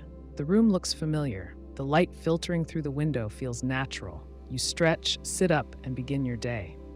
But how do you know you are really awake? In the moment, the dream you just had felt real. You only knew it was a dream after you woke up. What if this moment is no different? If you were dreaming right now, how would you know? In dreams, strange things happen without question. You might be flying, talking to someone who passed away years ago, or standing in a place that does not exist. While dreaming, these events seem normal. The mind accepts them as reality. Only after waking do you recognize the oddities. This raises a troubling question. What if waking life is another layer of the same illusion? If a dream can trick you completely, can reality do the same? A dream often follows no logical structure. People change faces, locations shift without reason. Time skips forward and backward. You might be eating breakfast one moment and standing on a mountaintop the next. But within the dream, everything seems continuous. If reality were structured the same way, would you notice? Every time you recall a dream, you realize the gaps, the strange distortions, and the inconsistencies. Yet in the moment, nothing seemed out of place. If waking life contained similar gaps, would you recognize them? Lucid dreaming complicates the question further. In a lucid dream, you become aware that you are dreaming while still inside the dream. This awareness does not wake you up. Instead, you gain control. You might choose to fly, change the scenery, or manipulate objects with your mind. While inside the dream, it feels real. If a dream can feel this vivid and under control, then how can you be sure waking life is not another version of the same experience? If you were dreaming now but had never had a lucid dream before, you would have no way of knowing. Some dreams mimic daily life so well that they leave no hint of being unreal. You might dream about waking up, going to work, speaking with familiar people, and coming home. Nothing unusual happens. Then you wake up for real and realize the entire day never happened. But if the false awakening felt real, how do you know the current moment is not another layer of the same illusion? If a dream can perfectly recreate reality, is there any way to trust waking experience? Sometimes dreams repeat themselves. You wake up from a nightmare, breathe a sigh of relief, and go about your day. Then, a strange event makes you question everything. You wake up again, realizing the first awakening was part of the same dream. This can happen multiple times in a row. If one awakening can be false, then why not another? How many times must you wake up before you are certain reality is real? The philosopher René Descartes once questioned whether he could trust his senses. If he had been fooled by dreams many times, how could he be sure that life itself was not another deception? He concluded that the only thing he could be absolutely certain of was that he was thinking. His famous statement, "I think, therefore I am," was his attempt to anchor himself in reality. But even if you can be sure you are thinking, can you be sure where you are? Some people experience sleep paralysis, a state between dreaming and waking where they are aware of their surroundings but cannot move. They may see shadowy figures, hear strange noises, or feel pressure on their chest. The hallucinations feel real. The fear is overwhelming, but the experience is not reality. The brain creates an entire waking environment that does not exist. If the mind can manufacture such a powerful illusion, can it also create an entire false reality? Memories add another layer to the puzzle. When you wake up from a dream, you often struggle to remember the details. Some vanish instantly, others linger, but only in fragments. You know the dream happened, but much of it remains out of reach. In waking life, memory is just as unreliable. You forget names, misremember events, and recall things that never happened. If dreams create false memories that feel real, and waking life also contains gaps and distortions, is there a real difference between the two? Some thinkers have suggested that reality is itself a dream, but one that follows a set of rules. In a dream, gravity might stop working. In waking life, gravity remains constant. But what if the rules of waking life are only consistent because the mind expects them to be? If you lived your entire life in a long, structured dream, you would never question its reality. You would assume the rules were absolute because you had never seen them change. Technology has introduced another complication. Virtual reality can simulate real experiences so well that people lose themselves inside them. A headset and haptic feedback create the illusion of presence in another world. If technology advances enough, a simulation could become indistinguishable from reality. If a future civilization created such a system, how could the people inside it ever prove they were in a simulation? If they had no memory of the real world, would they question their reality? The feeling of waking life being unreal is not just a philosophical question. Some people experience a condition called derealization, where the world seems distant, dreamlike, or artificial. They go about their day feeling as if they are watching a movie of their own life. They struggle to connect with reality. This raises another question. If the sense of reality can fade, then what makes reality feel real in the first place? Is it the consistency of physical laws? The reliability of memory? The presence of other people? If any of these can be altered or distorted, then what is left to confirm reality? A common dream sign is the inability to read text properly. Words shift, letters change, and sentences refuse to stay the same. But even in waking life, reading is not always reliable. You might misread a sign, skim over a word, or see text that is blurry or unclear. If text shifting in a dream proves it is a dream, then what does it mean when words change in waking life? Another test often suggested is pinching yourself. But pain exists in dreams too. You can fall, get hurt, and feel sensations just as you would in real life. If pain is possible in a dream, then it cannot be used to confirm wakefulness. The same applies to touching objects, hearing sounds, or even tasting food. Dreams can simulate all of these. If your senses cannot be trusted, then what can? There are people who claim they have experienced long dreams that lasted for years. They lived entire lifetimes, built relationships, and grew old, only to wake up and find that only minutes had passed in the real world. If a dream can span a lifetime, then how do you know the life you are living now is not a similar dream? If time can be stretched within dreams, then how can you measure time accurately in waking life? The nature of dreams makes it impossible to fully distinguish them from reality while inside them. If you are dreaming now, there may be no way to tell until you wake up. But if you wake up, how can you be sure you are not still dreaming? If every waking moment could be another layer of a larger dream, then reality itself becomes impossible to confirm. The more you question it, the more uncertain it becomes. A person changes over time in ways that are both small and large. Their body grows, their thoughts evolve, and their experiences shape their understanding of the world. If a child grows into an adult and eventually becomes elderly, how much of their original self remains? Are they still the same person, or have they become someone entirely new? The change paradox challenges the idea of identity by questioning whether a person remains the same when everything about them has changed. A well-known comparison is the ship of Theseus. Imagine a wooden ship that has every single plank replaced, one by one, over time.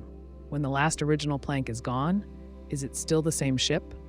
If the removed planks were used to build a second ship, would that ship now be the real ship of Theseus? This problem applies directly to human identity.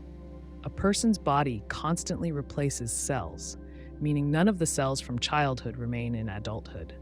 If every part of a person is different, are they still the same person, or has a new person emerged in their place? Memories complicate the issue. A person can look back on their past and remember moments from childhood, but those memories fade, distort, or even disappear.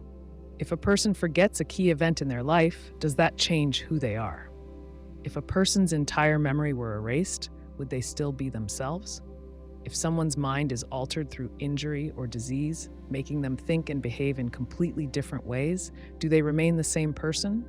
If identity is tied to memory, then memory loss means losing identity. But if identity is more than memory, what is the core part that remains unchanged? Consider a person who decides to make dramatic life changes. They once held strong beliefs, but now reject them. They used to have a different personality, but life experiences transformed them.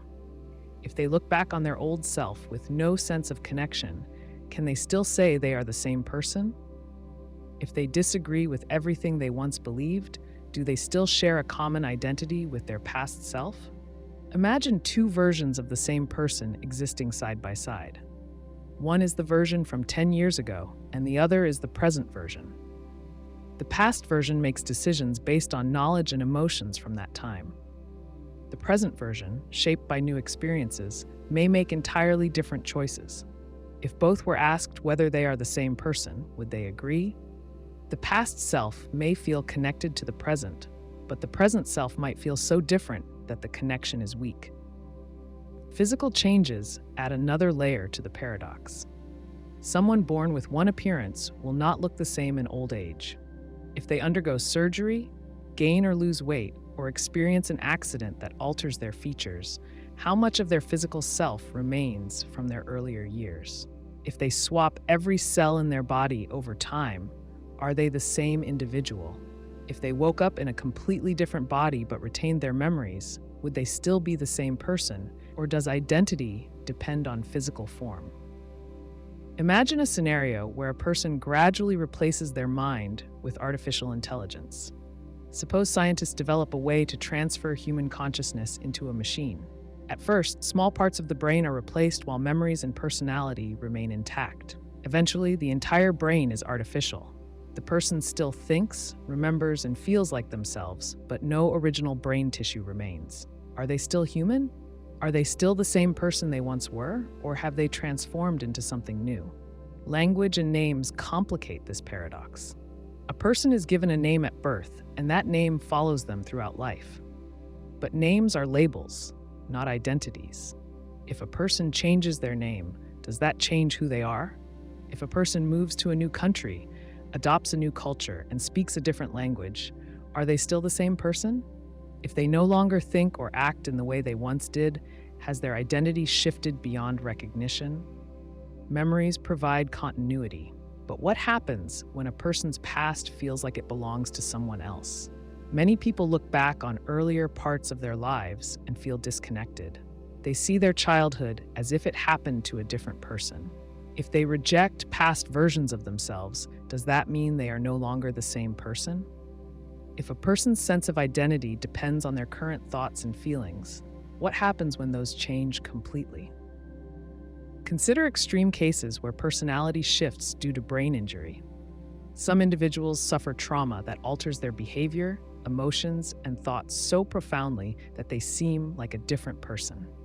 Friends and family often say they are no longer the same. If personality is tied to identity, does that mean they have truly become someone new? If identity is separate from personality, then what part of a person remains unchanged? Suppose a person clones themselves. The clone has identical DNA and an exact copy of the person's memories up to the moment of cloning. The original and the clone exist simultaneously, thinking they are the same person. But from the moment the clone is created, their experiences begin to diverge. Within days, weeks, or years, they become different individuals. The paradox here is that two versions of the same identity now exist, but they grow apart. If one remains the real version, what makes them different? If identity is tied to continuity, then which version carries the original identity? Life experiences shape people in ways they cannot predict. A person raised in one environment may grow into a specific kind of individual, but if they had been raised elsewhere, they might have developed into someone entirely different. If the same person could have lived completely different lives based on circumstances, how fixed is identity? If personality is influenced by external factors, how much of it belongs to the person and how much comes from the world around them? Aging also brings change that affects identity. A child has dreams, fears, and a sense of self that may seem foreign to the adult they become. A person may age and feel disconnected from their younger years. If they cannot relate to the child they once were, does that mean their identity has shifted? If they could meet their past self, would they recognize them? Would they even like them? If a person completely disagrees with their past decisions, does that mean they are a different person? If a person undergoes personality changes through therapy, medication, or life experiences, have they become someone else? If someone once struggled with anger but now lives with peace, are they the same person? If someone who once feared public speaking becomes confident on stage, have they fundamentally changed? If identity is stable, then change should not erase it. But if identity depends on personality, then deep transformation means becoming someone new. Imagine a case where technology allows memories to be transferred to another person. If one person's experiences are placed into another person's brain, does that create a new individual, or does the identity transfer along with the memories? If a person forgets everything but keeps their physical body, do they remain themselves? If identity is tied to memory, then losing memories means losing identity. But if identity is something deeper, what is it? Change is constant, and every person is in a state of transformation. If someone changes so much that nothing remains from their original self, what makes them the same person? If identity is more than physical form, memory, personality, and experience, then what is the core part that never changes? If there is no unchanging part, then does identity truly exist at all? Imagine waking up in the morning and going about your day. You feel the warmth of the sun on your skin, hear the sounds of traffic outside, and taste the coffee you just made. Everything seems real. But what if none of it is? What if every sensation, every experience, and even your thoughts are part of a simulation so advanced that you can't tell the difference? The idea that reality might be simulated has been around for a long time. Philosophers have debated it, and scientists have explored whether it could be true. The question is simple. If your entire world were a simulation, how could you ever prove otherwise? If everything you see, hear, touch, and feel is controlled by something else, then any test you create to check for reality is also part of that simulation. Consider a dream. When you're dreaming, everything feels real. You interact with people, move through spaces, and experience emotions just as you do when awake. But no matter how real a dream seems, it's not reality. You only realize this when you wake up. But what if you never wake up? If the dream were programmed to be consistent and self-contained, you might never suspect anything was wrong. A simulation could work the same way, except instead of waking up, you continue believing in a reality that isn't real. A famous thought experiment compares reality to a computer program. Imagine a person born inside a virtual world. They grow up, go to school, make friends, and learn about the universe. They study physics and believe in laws like gravity and motion. Everything follows logical rules. But what they don't know is that these rules exist because the simulation enforces them. If the programmers wanted to change gravity, they could. If they wanted to insert new memories into the person's mind, they could. Because the person has no experience outside the simulation, they have no way of knowing that anything is artificial. Now take this idea further. What if you live inside a simulation designed to be perfect? A system so advanced that it never breaks, never glitches, and never reveals itself. If the simulation were flawless, there would be no gaps in reality. Every detail, from the way light reflects off objects to the way your body ages, would be part of the program. If that were true, then any attempt to test whether reality is real would fail. The test itself would be part of the simulation, giving you the answer the system wants you to see. Some scientists have suggested ways to check for a simulation. One idea is to look for errors, small inconsistencies in how the universe behaves. If reality were digital, like a computer game, then at some level it would have a resolution limit. Just as a video game has pixels that become visible when you zoom in too much, a simulated world might have a smallest possible unit of space and time.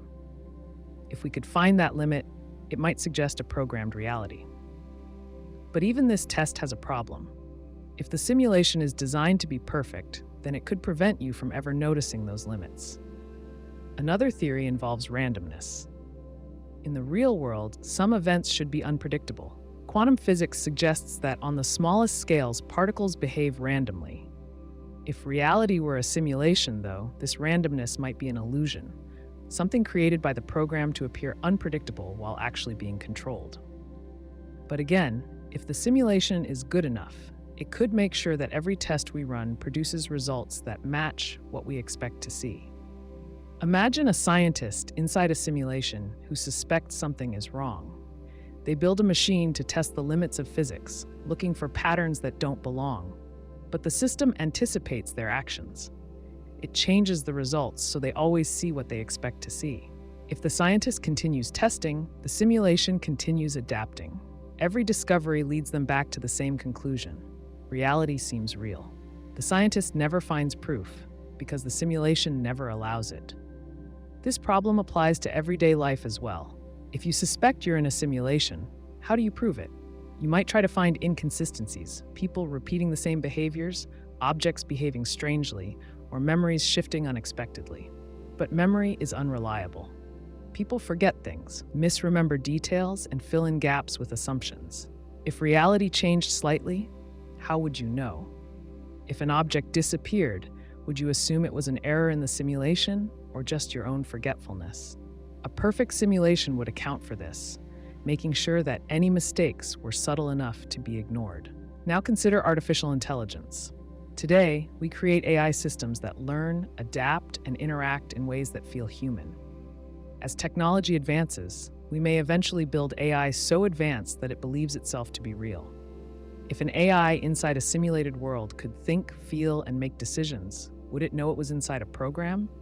If it questioned its existence, would it be able to prove whether it was real or not? If it tried to escape, would the simulation simply adjust to keep it inside? The same applies to us. If we live in a simulation, then our thoughts, experiences, and even our doubts might all be part of the program. Another challenge is that we assume reality must follow certain rules. We believe that time moves forward, that objects obey the laws of physics, and that space is vast and endless. But these are all assumptions based on our experiences. If we were born in a simulation, we would have no way of comparing it to anything else. If reality were programmed differently, we would simply accept those differences as normal. A simulation could create an entirely different kind of universe, and we would never question it because we would have no other frame of reference. Even if we somehow escaped a simulation, how would we know we weren't just in another one? If reality is layered, with simulations inside simulations, then each time we think we found the real world, we might still be inside another system. This creates an endless loop. No matter how many layers we uncover, we can never be sure that we've reached the top level of reality. If every experience we have is based on sensory input, and if that input can be controlled by an external system, then reality itself becomes impossible to verify. This paradox forces us to confront an unsettling possibility. If a simulation is advanced enough, then its inhabitants will never know they are simulated. Any attempt to test their reality will be absorbed into the program, ensuring that they always reach the same conclusion: their world is real. This means that no matter how much we search for answers, we may never find them. Reality, as we understand it, may simply be a construct designed to keep us from realizing the truth. If that is the case, then the greatest trick a simulation can play is making us believe we are free to question it while ensuring that we never truly can. A person spends their whole life inside their own mind, yet struggles to put their thoughts into words. They feel emotions, but can't always explain why. They make decisions, but sometimes their own reasons seem unclear. If someone asks, "Why do you feel this way?" or "What made you choose that path?" the answer is often uncertain. If thoughts and feelings are real but cannot always be explained, does that mean people don't fully understand themselves? Imagine someone walking through a familiar neighborhood. They know the streets well, but one day they take an unusual turn. When asked why, they pause. It felt right at the moment, but they don't have a clear reason. Was it instinct, a forgotten memory of a shortcut, a feeling of curiosity? Their own thoughts led them to act, yet they cannot fully explain the decision. This raises a question. If they cannot describe why they did something, do they truly know their own mind? Many experiences happen this way. A song plays on the radio, and suddenly a deep sadness washes over someone. They recognize the emotion, but they don't know what triggered it. Was it linked to an old memory? A subconscious association? The feeling is real, but the reason remains unknown. If they do not understand why they feel the way they do they truly understand themselves? A person might say, "I know myself well." They know what they like and dislike, what makes them happy, and what upsets them. But if someone asks, "Why do you love this hobby?" they might only say, "I just do." If they truly understood their own mind, wouldn't they be able to explain their preferences in detail? Instead, much of what they feel and do happens without a clear reason. A simple example is taste. Someone enjoys a particular type of food, while another person finds it unpleasant. If asked why, most people can't explain beyond, "It just tastes good to me." Scientists know taste is influenced by genetics, experience, and cultural background, yet individuals often cannot pinpoint exactly why they crave one flavor over another. If they can't explain their own preferences, does that mean they don't fully know themselves? Memories add another layer to this paradox. People remember past events, but not all memories are clear. Some moments feel vivid, while others fade into the background. Sometimes a person remembers something that didn't happen the way they recall it. If self-knowledge relies on memory, and memory is unreliable, then how much of what people know about themselves is true? Consider someone recalling a childhood event. They remember standing in a park on a cold autumn day, holding their mother's hand. They remember the scent of fallen leaves, the feeling of excitement, the warmth of their coat. But when they ask their mother about it, she says it was actually spring. They weren't holding hands, and they were in a different park. The person's mind filled in gaps, blending real and imagined details. If memory is one of the main ways people understand themselves, but memory can be incorrect, then how much of what they believe about themselves is real? Decision-making also raises questions about self-knowledge. A person faces a choice between two jobs.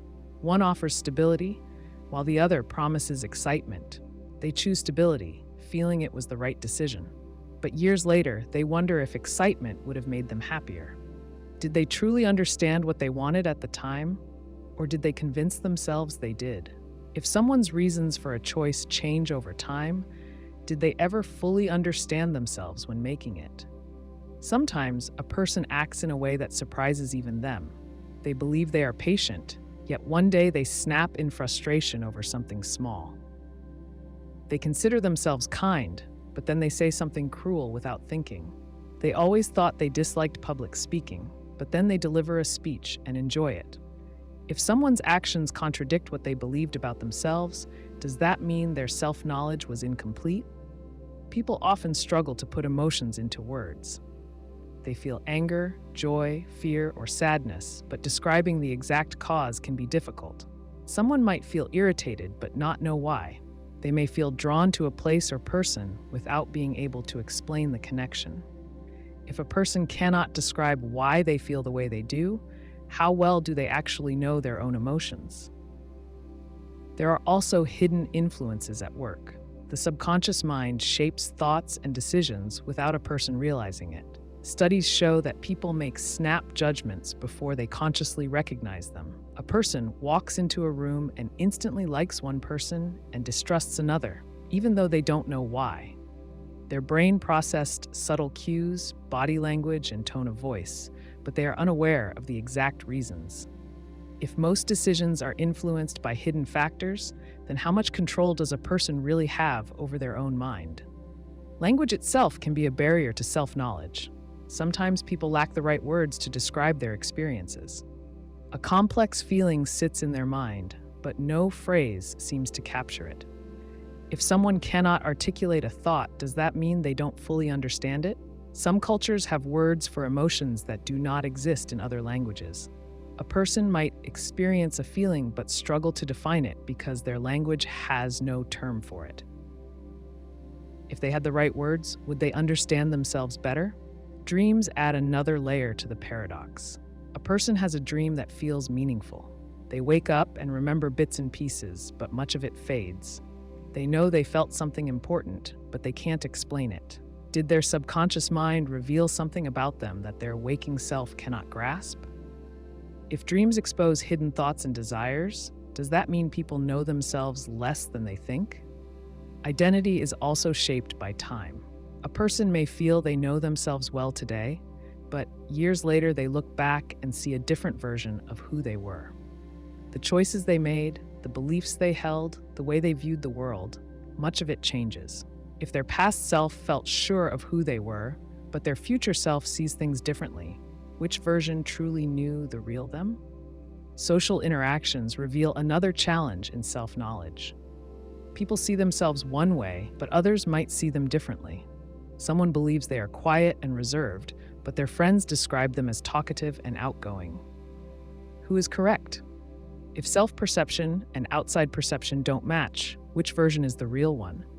If a person cannot fully see themselves the way others do, how well do they actually know themselves? The self-knowledge paradox challenges the idea that people completely understand their own thoughts and actions. If thoughts cannot always be explained, if emotions arise without clear reasons, if memory is unreliable, and if subconscious influences shape decisions, then self-knowledge is incomplete. People may believe they know themselves, but there will always be parts of their minds that remain unexplored or unknowable. A tree stands tall in a quiet forest, its branches stretching toward the sky. Over time, wind and decay weaken its trunk. One day, the tree gives in to gravity and crashes to the ground, but no one is there to hear it. This leads to an old question. If no one hears the tree fall, does it make a sound? The answer depends on what sound truly is. Sound is a vibration that moves through air, water, or solid objects. When the tree falls, it pushes air molecules. These molecules collide, creating waves of pressure. If someone were nearby, their ears would catch these waves. The brain would process them as noise. But if no ears are present, do those waves still count as sound? A similar question applies to color. Imagine a red apple in an empty room. Light bounces off the apple, reflecting wavelengths that correspond to red. But if no eyes are there to see it, is it still red? Some would say yes. The apple has the physical property of reflecting that wavelength. Others would argue that color only exists as a perception inside the brain. Without an observer, there is no color, only light bouncing off objects. The same logic applies to sound. A falling tree creates pressure waves, but if no one hears them, are they truly sound? This depends on whether sound is defined as a physical event or as a sensory experience. If sound is just air vibrations, then the tree makes a sound. If sound is only what people perceive, then it does not. To understand this better, consider how other animals experience the world. A bat flies through the night using echolocation to detect objects. It emits high-pitched sounds, then listens for echoes. These echoes form a picture in the bat's mind, letting it navigate in darkness. To the bat, the world is made of sound images. Humans see with light, but bats see with echoes. If no bat hears the tree fall, then in the bat's reality, no sound exists. For a different perspective, think about someone who is deaf. They walk through a city full of honking cars, ringing phones, and conversations. To them, those sounds do not exist. The air still vibrates, but their brain does not process it as noise. If sound requires perception, then sound does not exist for them. But if sound is just vibrations, then it is still there. Now imagine a camera set up near the tree. The camera records the fall. Later, a person watches the video and hears the crash. Did the tree make a sound when it fell, or only when the person watched the recording? The waves existed before, but they became sound only when processed by an ear.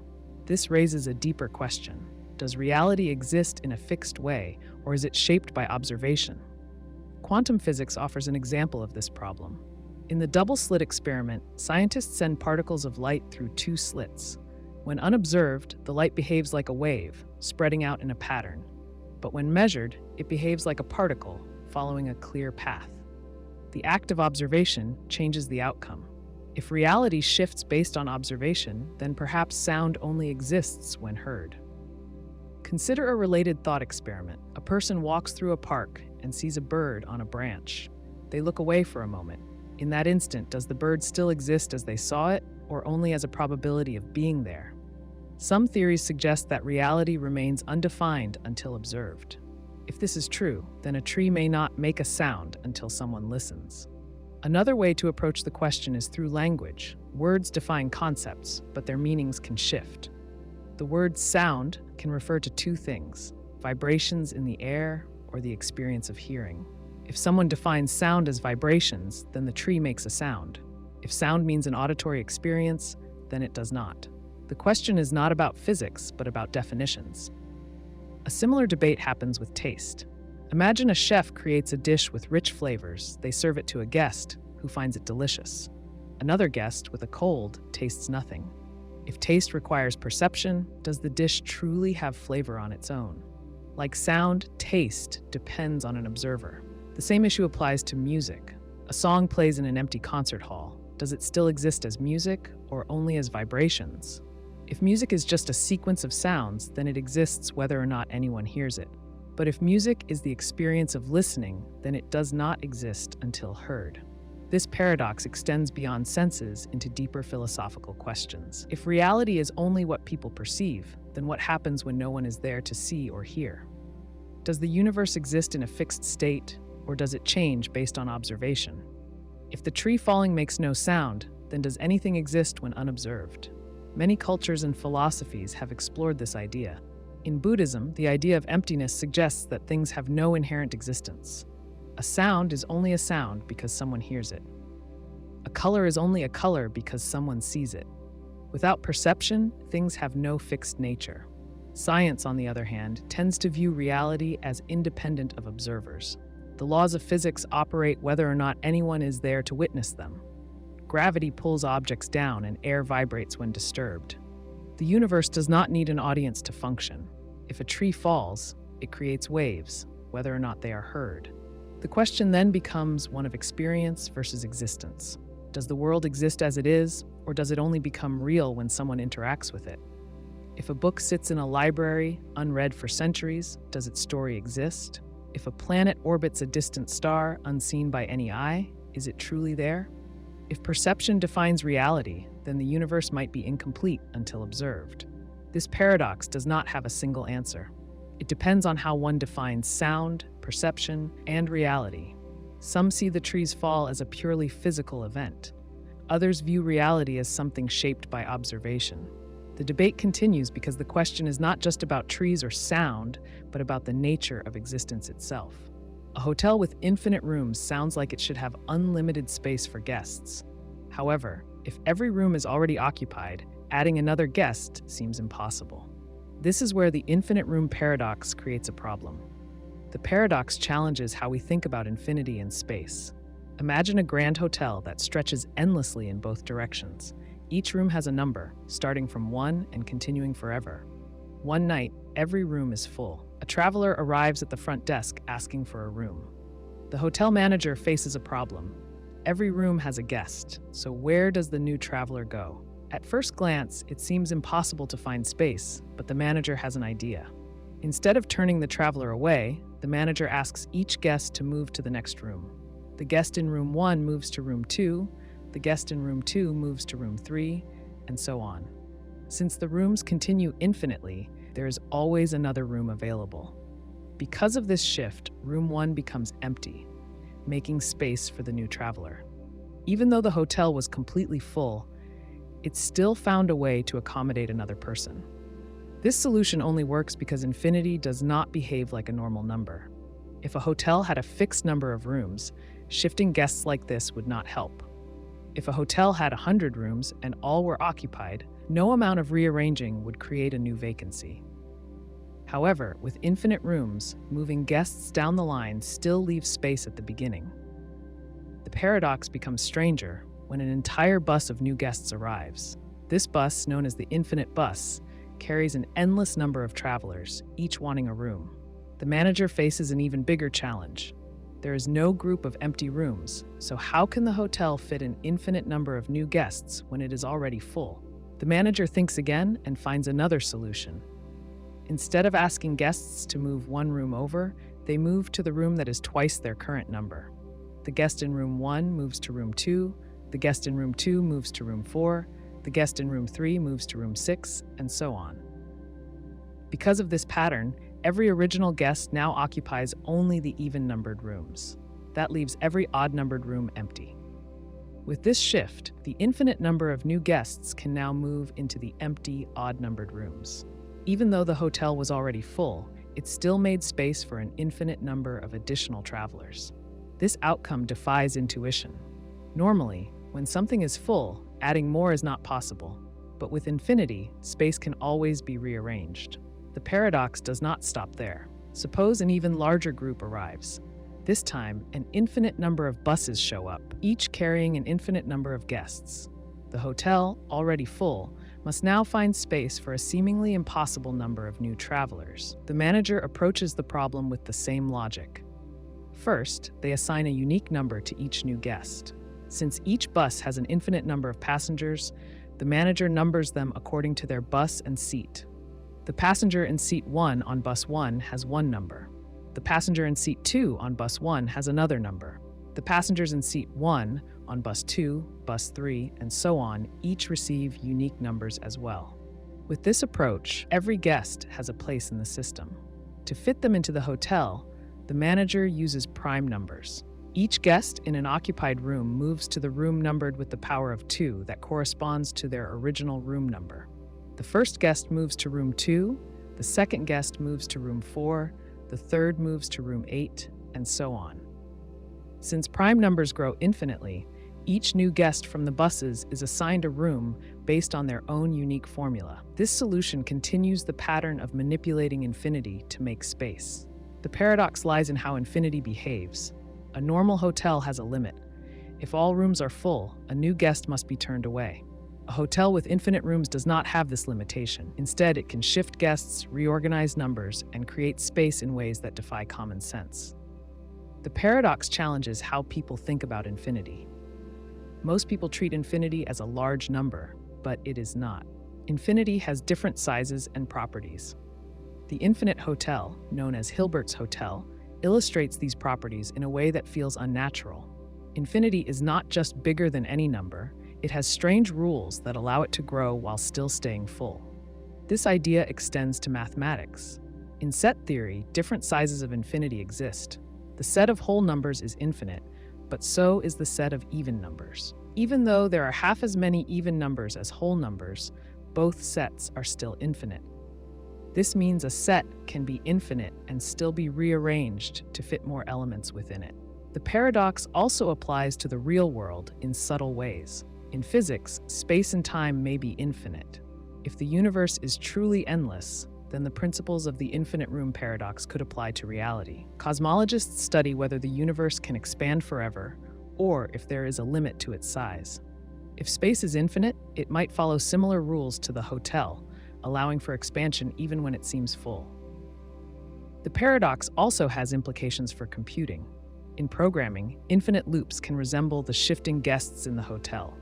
A system that runs indefinitely must find ways to allocate memory and resources, much like the hotel manager reallocates rooms. Understanding how infinity works helps engineers design systems that handle large-scale data or repeating processes. This paradox also raises philosophical questions. If an infinite hotel can always fit more guests, does full have any meaning? If the universe is infinite, does anything ever truly run out of space? The paradox forces people to rethink concepts that seem simple. Fullness, emptiness, and limits do not work the same way when infinity is involved. The infinite room paradox is a reminder that some ideas cannot be grasped through intuition alone. Infinity breaks the normal rules of logic. It allows a hotel to be full yet still make room for more guests. It lets an infinite number of travelers find space where none seem to exist. It shows that what seems impossible is often just a matter of perspective. A random number is supposed to be unpredictable. If a computer can generate a truly random number, then by definition, it cannot be predicted. However, computers follow instructions. They operate using code written by programmers. If a program creates a number, it must follow some kind of process. If that process exists, can someone study it and predict the outcome? That's where the paradox appears. A number is either random or predictable. If it is random, then no pattern should exist. But if a computer follows a pattern to generate it, then it is not truly random. A person rolling a die creates what most people would call a random result. They shake the die, toss it, and it lands on a number between 1 and 6.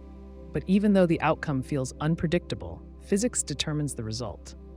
If someone had enough information about how the die was rolled, its angle, speed, air resistance, and landing surface, they could calculate the outcome before the die even lands. The number was never truly random. It only seemed that way because nobody could track all the tiny forces affecting it. Computers work the same way. When a computer generates a random number, it follows an algorithm. An algorithm is a set of instructions that tells the computer what to do. Because a computer cannot create something from nothing, it starts with a known value. This value, often called a seed, is used to generate a number that looks random. But if someone knows the seed and the algorithm, they can calculate the exact result before the computer even outputs it.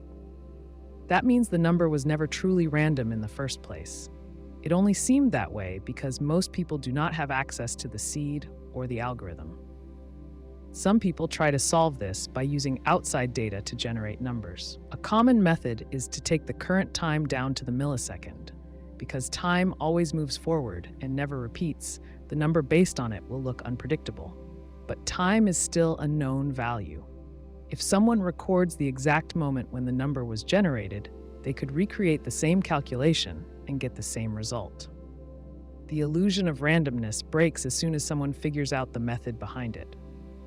Some systems use environmental factors instead. They might measure radio static, mouse movements, or even the unpredictable decay of atoms. These sources create values that seem chaotic and impossible to guess. But even these methods have weaknesses. If a person knew exactly how a system was gathering data, they could influence the outcome. Imagine a security system that relies on mouse movements to generate a random number.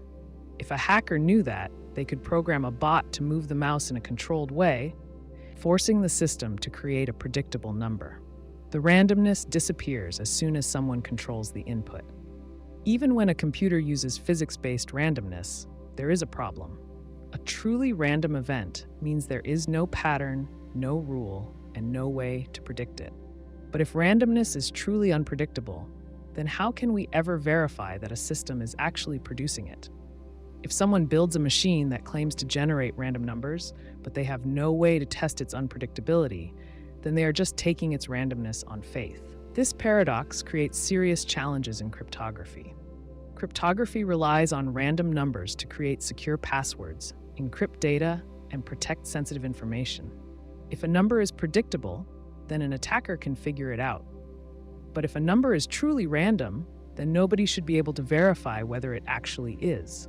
That means the most secure system is one that generates numbers so unpredictable that even its creator cannot prove they are random. Casinos face a similar problem. Slot machines and digital card games need random numbers to ensure fairness. If a machine follows a predictable pattern, then a smart gambler could figure it out and win every time. But if the randomness is so perfect that no pattern ever emerges, then the casino itself cannot verify that the system is working correctly. This is why some casinos use physical randomness, like shuffling real cards or spinning an actual wheel, rather than relying entirely on computer-generated numbers. The paradox appears in quantum mechanics as well. Some scientists believe that the universe contains true randomness at a fundamental level. Quantum particles do not follow strict cause and effect rules in the way larger objects do. A particle's behavior may be completely unpredictable, even if a scientist knows everything about it. If this is true, then true randomness does exist. But if quantum randomness follows some hidden rule that scientists simply do not understand yet, then it is not truly random. It is only a mystery waiting to be solved. Randomness also creates issues in artificial intelligence. AI systems sometimes need to make choices that appear random. A video game enemy, for example, might use a random number to decide whether to attack or defend. But if the random number is predictable, a player could learn the pattern and always make the right move. The AI would not feel intelligent because its behavior would follow a script. If a computer could generate a truly random decision, then even the programmers would not be able to predict what it would do. But if the decision is unpredictable, then how can the system be tested for fairness and consistency? There is also a psychological side to this paradox. Humans are not good at understanding randomness. If people see a series of numbers, they try to find a pattern, even when none exists. This is why gamblers believe in hot streaks and lucky numbers. If a person flips a coin and gets heads 10 times in a row, they start to believe tails must come next. But each coin flip is independent.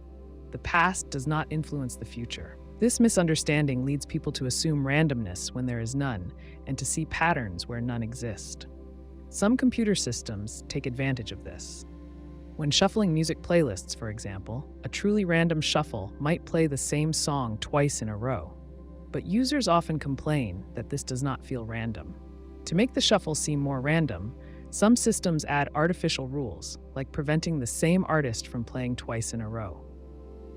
Ironically, by making the shuffle feel more random, they are actually making it less random. The paradox continues in philosophy. If the universe follows strict laws, then everything that happens is determined by past events. That means there is no true randomness, just complex patterns that people do not understand. But if true randomness exists, then some things happen for no reason at all. If something happens for no reason, then how can anyone study or understand it? If the universe contains both patterns and randomness, then where is the line between the two? This paradox forces people to reconsider what randomness really means. If a number can be predicted, then it was never truly random. But if a number is so random that nobody can verify its unpredictability, then how can anyone trust that it is random? Whether in computing, gambling, science, or philosophy, the paradox of randomness challenges the way people think about uncertainty and prediction. A man buys a lottery ticket on a whim and wins the jackpot. On the same day, a woman in another city also wins a rare sweepstakes prize. Both events are unlikely on their own, and the fact that they happened at the same time seems even more improbable. Does this coincidence mean that the two events are somehow connected, or is it just chance? The human mind is wired to find patterns. People see faces in clouds and shapes in random noise. When two unusual things happen close together, it feels like they must be related. This instinct is useful in many situations. If a person eats something new and immediately feels sick, it makes sense to suspect the food caused the illness. But sometimes, events that seem connected are just random occurrences. The brain tries to force a connection even when none exists. Consider a person who dreams about an old friend and then unexpectedly gets a call from them the next day. The timing seems meaningful. It feels like the dream predicted the call. But the person has probably dreamed about old friends before without receiving a call. They may have even thought about calling that friend, but forgot.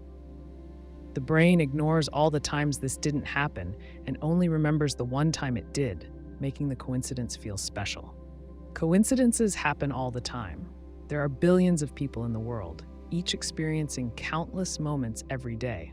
With so many events occurring, some of them are bound to line up in surprising ways.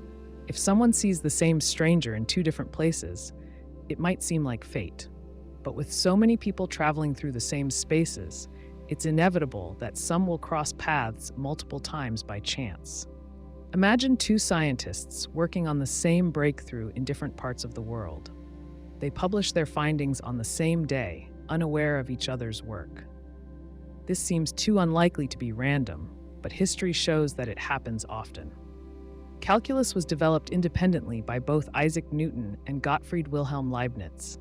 Charles Darwin and Alfred Russel Wallace arrived at the theory of evolution around the same time. These discoveries happened not because of secret communication, but because the world was ready for them.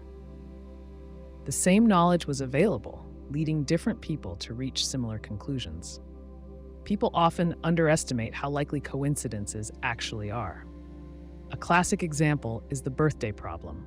In a group of just 23 people, the chance that two will share the same birthday is over 50%.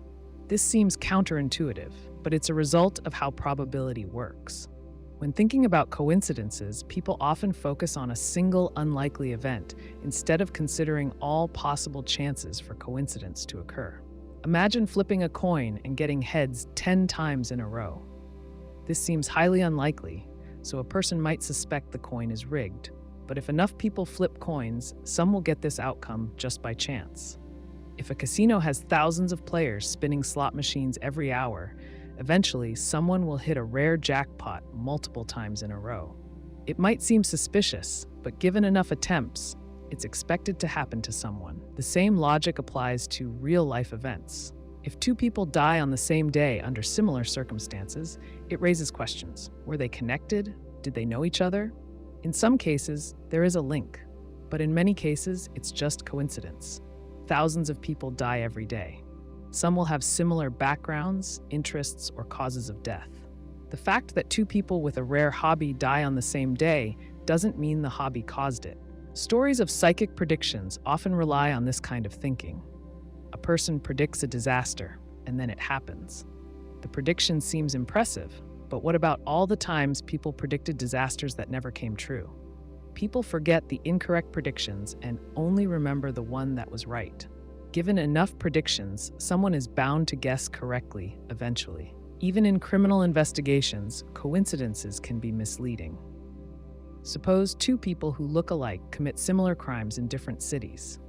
Investigators might assume they are the same person or part of a larger conspiracy. But sometimes, two unrelated criminals just happen to look alike and act in similar ways. The fact that two crimes share similarities doesn't always mean they are connected. In business, coincidences can lead to false assumptions. If a company launches a new product and sales suddenly drop, executives might assume the product is to blame. But other factors could be at play. Maybe the economy took a downturn, or a competitor released a better alternative. Just because two events happen together doesn't mean one caused the other. This is also true in medicine. If a person gets vaccinated and then gets sick, they might believe the vaccine caused their illness, but they could have already been exposed to the virus before the shot. If enough people get vaccinated, some will coincidentally get sick afterward, even if the vaccine had nothing to do with it. Coincidences can be powerful in shaping beliefs. A person might think about a song and then hear it on the radio. This feels like more than chance, but they likely think about many songs throughout the day that don't play. The rare time it does happen stands out, reinforcing the belief that something special occurred. This tendency can lead to superstitions. A gambler wears a lucky shirt and wins big. From then on, they believe the shirt has special power, even though the outcome was random. Athletes develop rituals before games because they once performed well after following a specific routine. These beliefs come from mistaking coincidence for cause. People also see coincidences in history. Some notice that Abraham Lincoln and John F. Kennedy had many similarities in their lives and deaths. Both had vice presidents named Johnson, were elected to Congress 100 years apart, and were assassinated on a Friday. The similarities are striking, but they exist because people search for them. There are just as many differences, but those are ignored. Coincidences feel meaningful because the brain seeks explanations. A person walking through a city might see a friend they haven't spoken to in years. The odds of that happening in that exact moment seem impossibly low. But if they had walked down a different street or left the house at a different time, they wouldn't have known how close they were. These near misses happen constantly, but no one notices them. When a coincidence does occur, it stands out. Psychologists call this confirmation bias. People remember the times when things line up and forget the times when they don't. If someone calls their friend at the exact moment the friend was about to call them, it seems incredible. But how many times have they thought about calling and didn't? How many times have they called and their friend wasn't thinking about them at all? The brain filters out the ordinary and only highlights the extraordinary. Coincidences can also be shaped by hidden connections. If two people from the same small town meet randomly in a big city, it seems surprising, but their shared background might make them more likely to visit similar places. If two investors make the same decision at the same time, it might not be chance. They could have been influenced by the same market trends without realizing it. Even when no real connection exists, the feeling of a meaningful link remains strong. This is why conspiracy theories thrive. People see unrelated events happening together and assume there must be a deeper cause. A power outage during an election seems suspicious, even if it was just a technical failure. A celebrity dying right after speaking out about corruption seems too perfect to be random, even if it was. Coincidences feel special, but they happen constantly. The world is full of events happening all at once. Given enough chances, even the rarest coincidences will eventually occur. The key is recognizing that just because two things happen together doesn't always mean they are connected. Certainty is something people rely on to make decisions. When someone says an event has a 100% probability of happening, it means there is no chance of any other outcome. But what happens when something certain turns out to be wrong? Was it ever truly certain, or was the belief in its certainty flawed from the start? Imagine a scientist claims that a particular metal is completely non-reactive. They have tested it hundreds of times in different environments, and it never reacts. The data is clear, and the conclusion seems solid. Based on these observations, they declare with 100% certainty that the metal will never react with any substance. Years later, another scientist discovers a new chemical that does cause a reaction with the metal. This new evidence contradicts the previous certainty. If the metal was once believed to be non-reactive with absolute certainty, but is now known to react under certain conditions, was it ever truly certain? The problem lies in assuming that all possible conditions were already known. Certainty existed only within the limits of prior knowledge, but when new knowledge emerged, certainty collapsed. Consider a historical example. Before the 16th century, many European scholars were certain that the Earth was the center of the universe. Astronomers and philosophers stated this as fact, based on the best observations they had. It was common knowledge, taught as absolute truth. Then, Copernicus proposed that the Earth orbits the Sun. Later, Galileo's telescope confirmed this model with new evidence. The certainty of a geocentric universe crumbled. For centuries, people believed something was 100% true, only to discover that they had been wrong. This raises an important question. Was their certainty ever real, or was it only an illusion created by the limits of their understanding? In daily life, people often assume certain things are absolute. A company might say that its encryption system is 100% unbreakable. Customers trust this claim, believing that no hacker will ever get through. Years later, a flaw is found, and someone breaks the encryption. The guarantee of absolute security vanishes. At the time the claim was made, was it ever truly 100%, or was it simply based on incomplete knowledge? Probability is a way of measuring likelihood based on available information. A doctor might say a particular medical test is 100% accurate. Every patient tested so far has received correct results. But then, one day, an exception appears. A patient whose condition does not match the test's prediction. If something was declared 100% certain but later proved wrong, was it ever truly certain? The mistake lies in assuming that just because something has always happened one way, it must continue to happen that way forever. The probability was based on past observations, not on future possibilities. This paradox also appears in legal systems. A jury might convict someone based on overwhelming evidence, believing they are guilty beyond any doubt. The law operates under the assumption that this means a 100% certainty of guilt. But years later, new DNA evidence emerges, proving the person was innocent. If the jury was once completely certain, but later found to be wrong, was their certainty real? Or was it simply confidence in incomplete evidence? The same problem applies to scientific theories. For a long time, Newton's laws of motion were seen as absolute truths. They explained the movement of planets, objects on Earth, and forces in nature. Scientists believed them to be universal and unbreakable. Then, Einstein's theory of relativity showed that Newton's laws break down at extreme speeds and gravitational fields. The certainty surrounding Newton's laws was not false, but it was limited. What was once thought to be absolute truth turned out to be just a part of a bigger picture. Think about weather predictions. A meteorologist might say with 100% certainty that it will not rain tomorrow based on all available weather models. The data supports this conclusion, and there is no reason to believe rain is possible. But a surprise weather system forms unexpectedly, and rain falls. If the forecast was declared with 100% certainty and it turned out wrong, was the certainty ever valid? The issue here is that probability statements rely on what is known at the time. When new information arises, previous certainty is exposed as incomplete. A similar paradox occurs in finance. An investor might be told that a particular stock is guaranteed to rise in value. The company has never lost money, and all economic indicators suggest continued growth.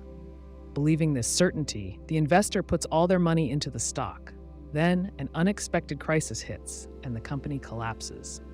The 100% guaranteed prediction was proven wrong.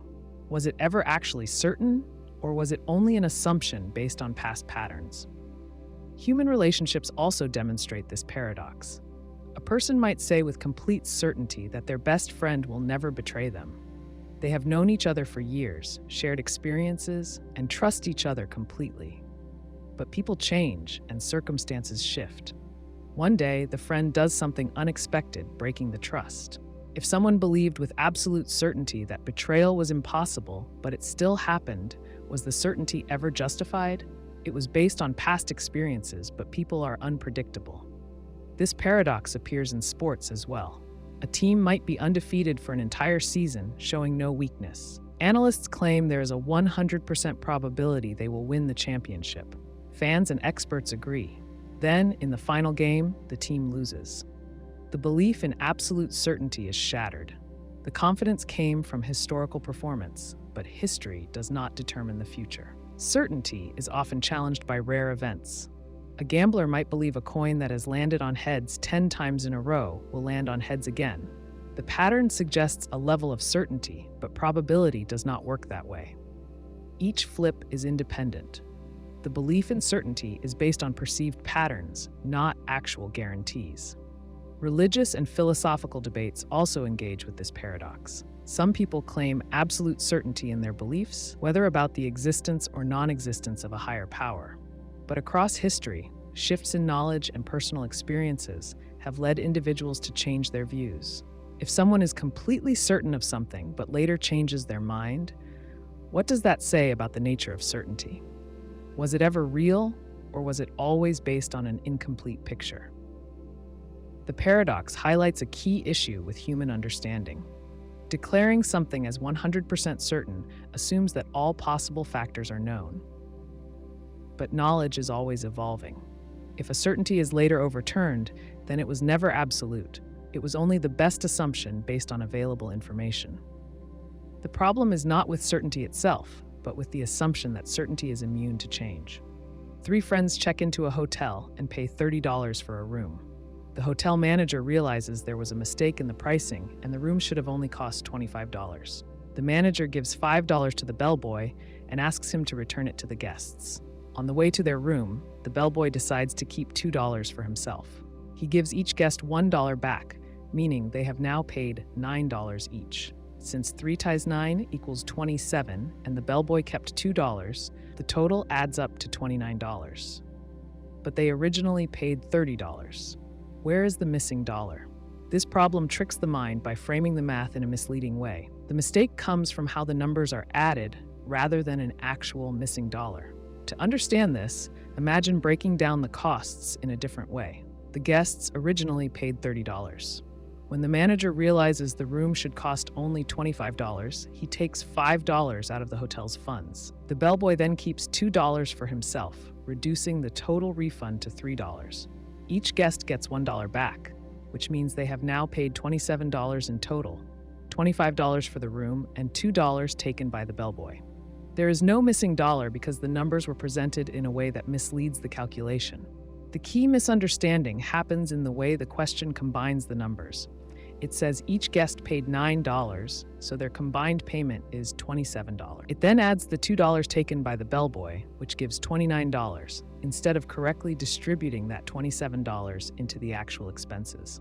The correct breakdown is that the $27 consists of the $25 that went to the hotel and the $2 taken by the bellboy. The mistake is in trying to force a direct comparison with the original $30. To see why this illusion works, consider another approach. Imagine if the hotel manager had refunded the full $5 evenly, giving each guest $1.67 instead of rounding down to whole dollars. The total amount the guests effectively paid would then be exactly $25. If the bellboy had taken $3 instead of $2, the guests would have paid a total of $28, with $25 going to the hotel and $3 kept by the bellboy. The key is that their final cost of $27 must be split into two real expenses: $25 for the room and $2 to the bellboy. The question misleads by adding the bellboy's $2 to the total cost rather than treating it as part of it. This kind of number trick plays on how people naturally interpret math in everyday situations.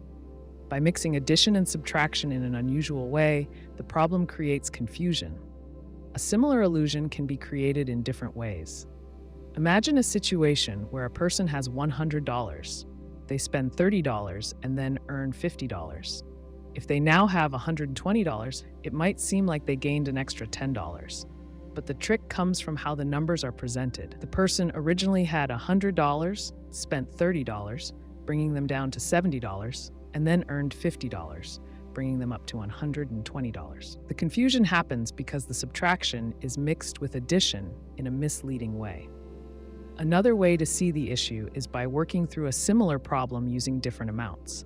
Imagine 4 friends pay $40 for a meal, and the restaurant decides to refund $10. The waiter keeps $4 and gives $6 back to the guests, so they each get $1.50.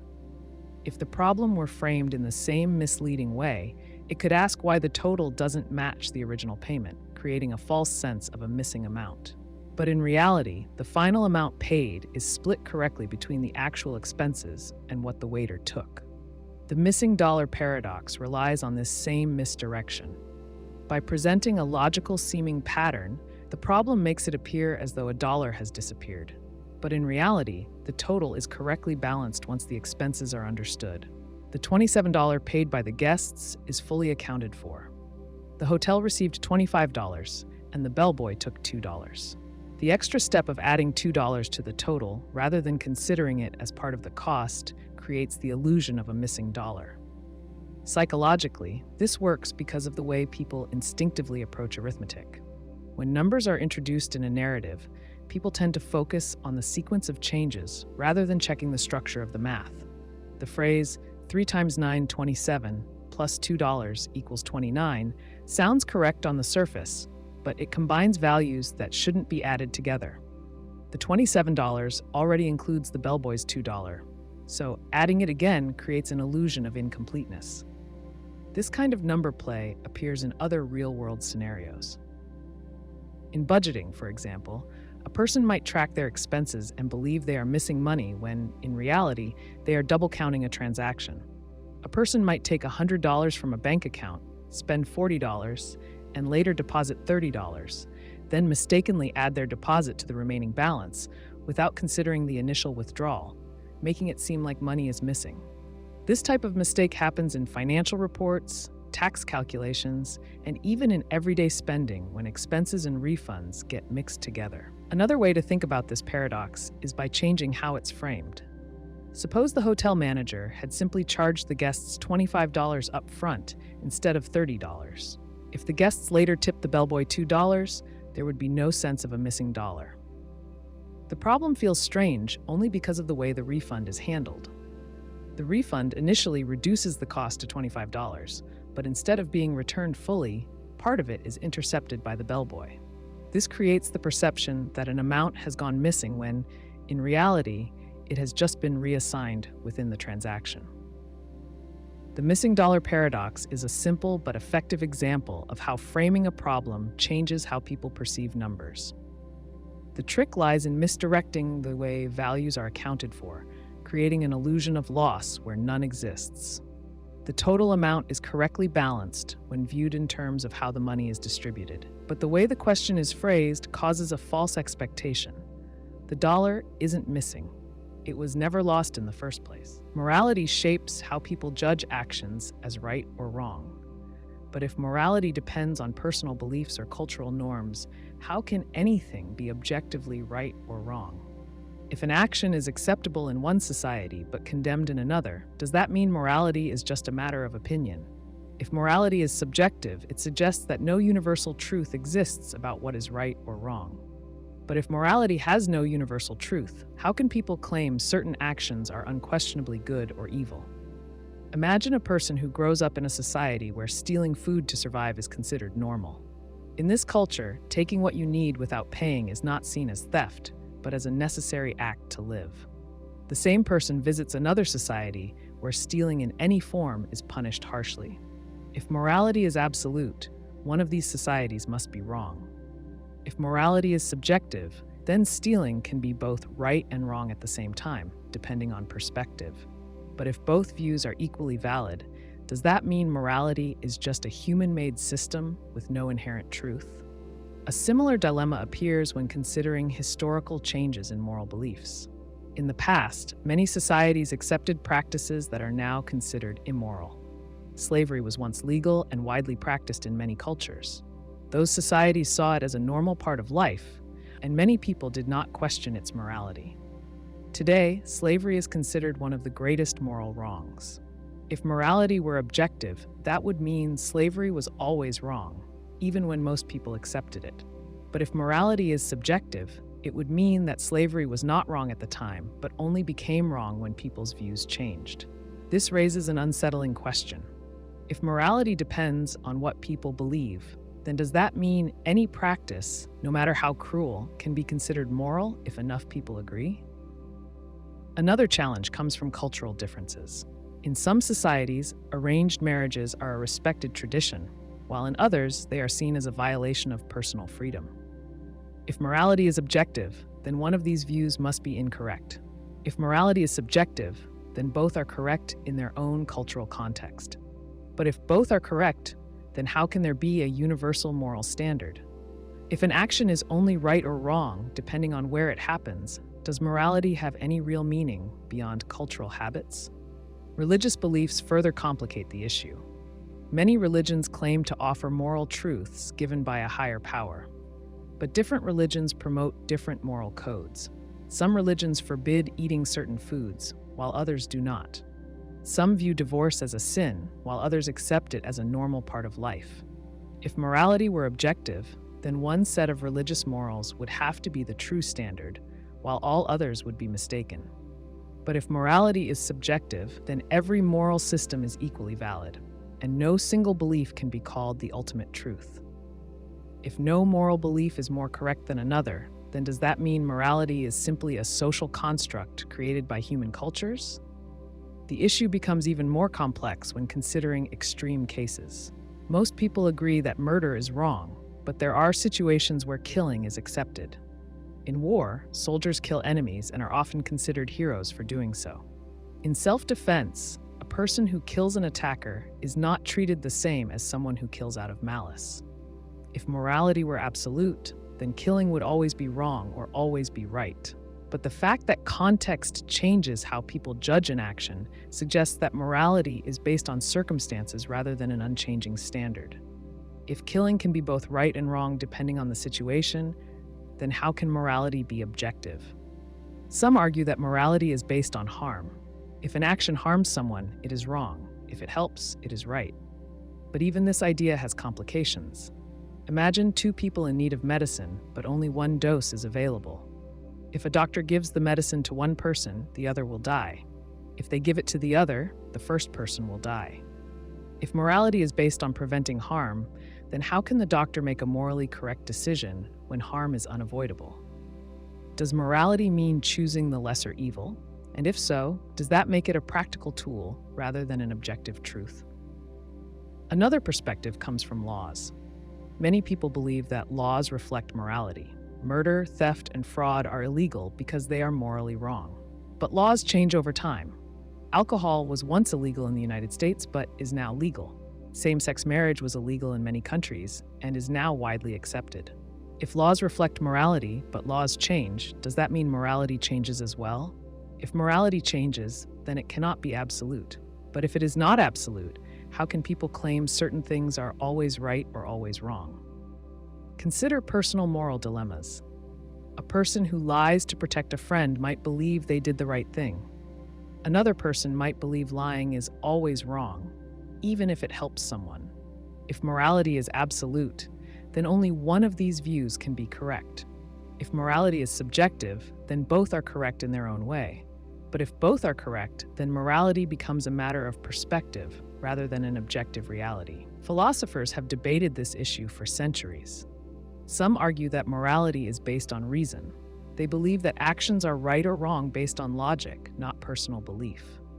Others argue that morality is based on emotions. They believe that people decide what is right or wrong based on how they feel. If morality is based on reason, then everyone should be able to reach the same moral conclusions.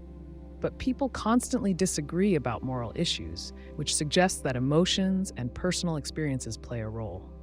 If morality is based on emotions, then it is inherently subjective and cannot be an objective truth. Another complication is the idea of moral progress.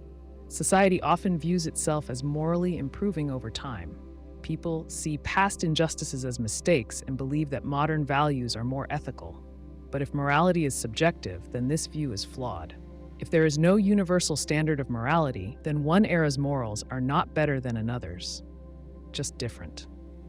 But if modern morality is truly better than past morality, then there must be an objective standard by which to measure it. If morality is objective, then past societies were morally wrong in their beliefs.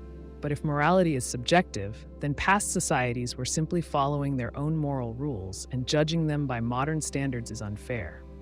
The morality paradox creates a deep conflict.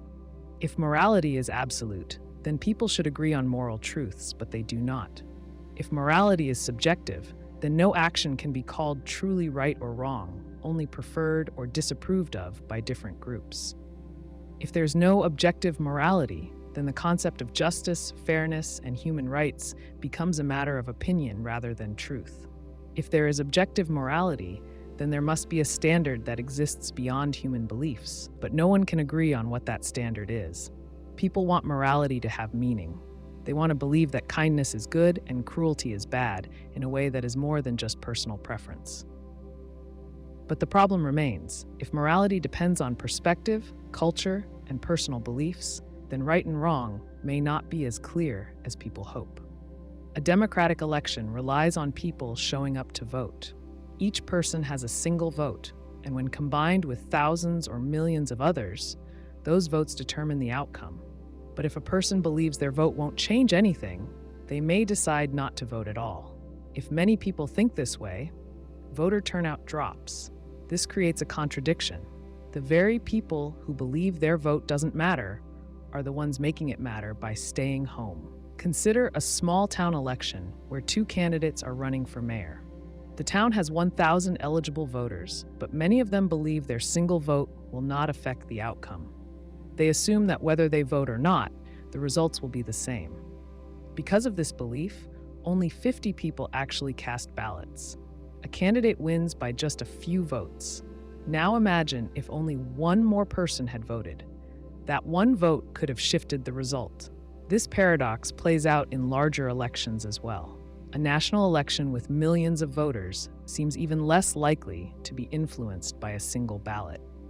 Many people assume that because they are only one out of millions, their decision will not change anything. They stay home, believing that others will vote and that the outcome will be the same with or without them. But if enough people make this decision, the result is different from what it would have been if they had voted. A classic example of this paradox happened in the 2000 US presidential election. In Florida, the margin between the two candidates was just a few hundred votes out of millions cast. Many voters might have believed their single vote would not have mattered in such a large election. But if just a small number of them had voted differently or turned out when they originally planned not to, the result could have changed, altering the entire election. The belief that an individual vote doesn't matter can, in cases like this, have enormous consequences. The paradox emerges because rational decision-making leads to an irrational outcome. A person logically concludes that one vote among millions has little effect. But if thousands or even millions of people make the same calculation, the collective result is a significant drop in participation. This shift in voter turnout affects which groups influence the outcome. If only highly motivated voters participate, the election may not represent the broader population. This effect is visible in midterm elections, where turnout tends to be lower than in presidential elections. Many people believe that midterms are less important, so they skip voting. But local and congressional elections shape policies that affect daily life, sometimes even more than a presidential race. The assumption that these votes do not matter leads to a cycle where only a small percentage of eligible voters decide the outcome. Imagine a student council election in a high school with 500 students. A student named Alex supports one of the candidates, but assumes their vote will not make a difference. They think, there are 499 other people who will decide the outcome. My vote is just one in a large crowd. But 200 other students think the same way and do not vote. In the end, the election is decided by only 50 people. If Alex and the 200 others had voted, the result could have been completely different. Another example of this paradox occurs in corporate shareholder voting. Large companies allow shareholders to vote on major decisions, such as board member elections or policy changes. A person who owns only a small number of shares might believe their vote carries little weight compared to larger investors. If many small shareholders think this way and abstain from voting, the decisions end up controlled by only a few major stakeholders. The belief that a single vote doesn't count results in an imbalance of power, where only a fraction of eligible participants determine the outcome. The paradox also applies to referendums and ballot measures. When people assume that a widely supported policy will pass without their vote, they may not bother showing up. But if enough supporters make this assumption, the measure can fail unexpectedly. The outcome depends not only on preference, but also on the willingness to participate. Psychologists study a related concept called the bystander effect. In an emergency, people are less likely to help if they believe others will step in. If everyone assumes that someone else will take action, no one does. The same logic applies to voting. If everyone assumes that others will make the decision, then no decision gets made by the majority. Instead, only the most motivated individuals, who may not represent the broader population, decide the outcome. In some countries, voting is mandatory, which eliminates this paradox by forcing participation. However, in voluntary voting systems, turnout varies widely based on how strongly people feel their vote matters. Political campaigns often try to counteract this paradox by emphasizing close races, urging voters to participate by highlighting examples where a few votes changed an outcome. Technology has also influenced voting behavior. Some argue that online voting could increase turnout by making it easier for people to cast a ballot. However, the paradox remains. If convenience alone were enough to drive participation, turnout would always be high. Instead, the belief that one vote does not matter still influences behavior, regardless of how easy or difficult voting is. The paradox extends beyond politics. In community decisions, workplace meetings, and even family discussions, people may withhold their input because they assume their voice will not change anything. If everyone makes this assumption, no real discussion takes place, and decisions are made by a small group rather than the whole. Group projects in school or work settings provide another example. If every team member assumes that someone else will do the necessary work, the project fails. Each individual may believe their contribution is insignificant, but when enough people share this belief, nothing gets done. The same principle applies to social movements, environmental efforts, and charitable giving. If enough people assume their small action does not matter, no action occurs at all. The paradox highlights the importance of collective action.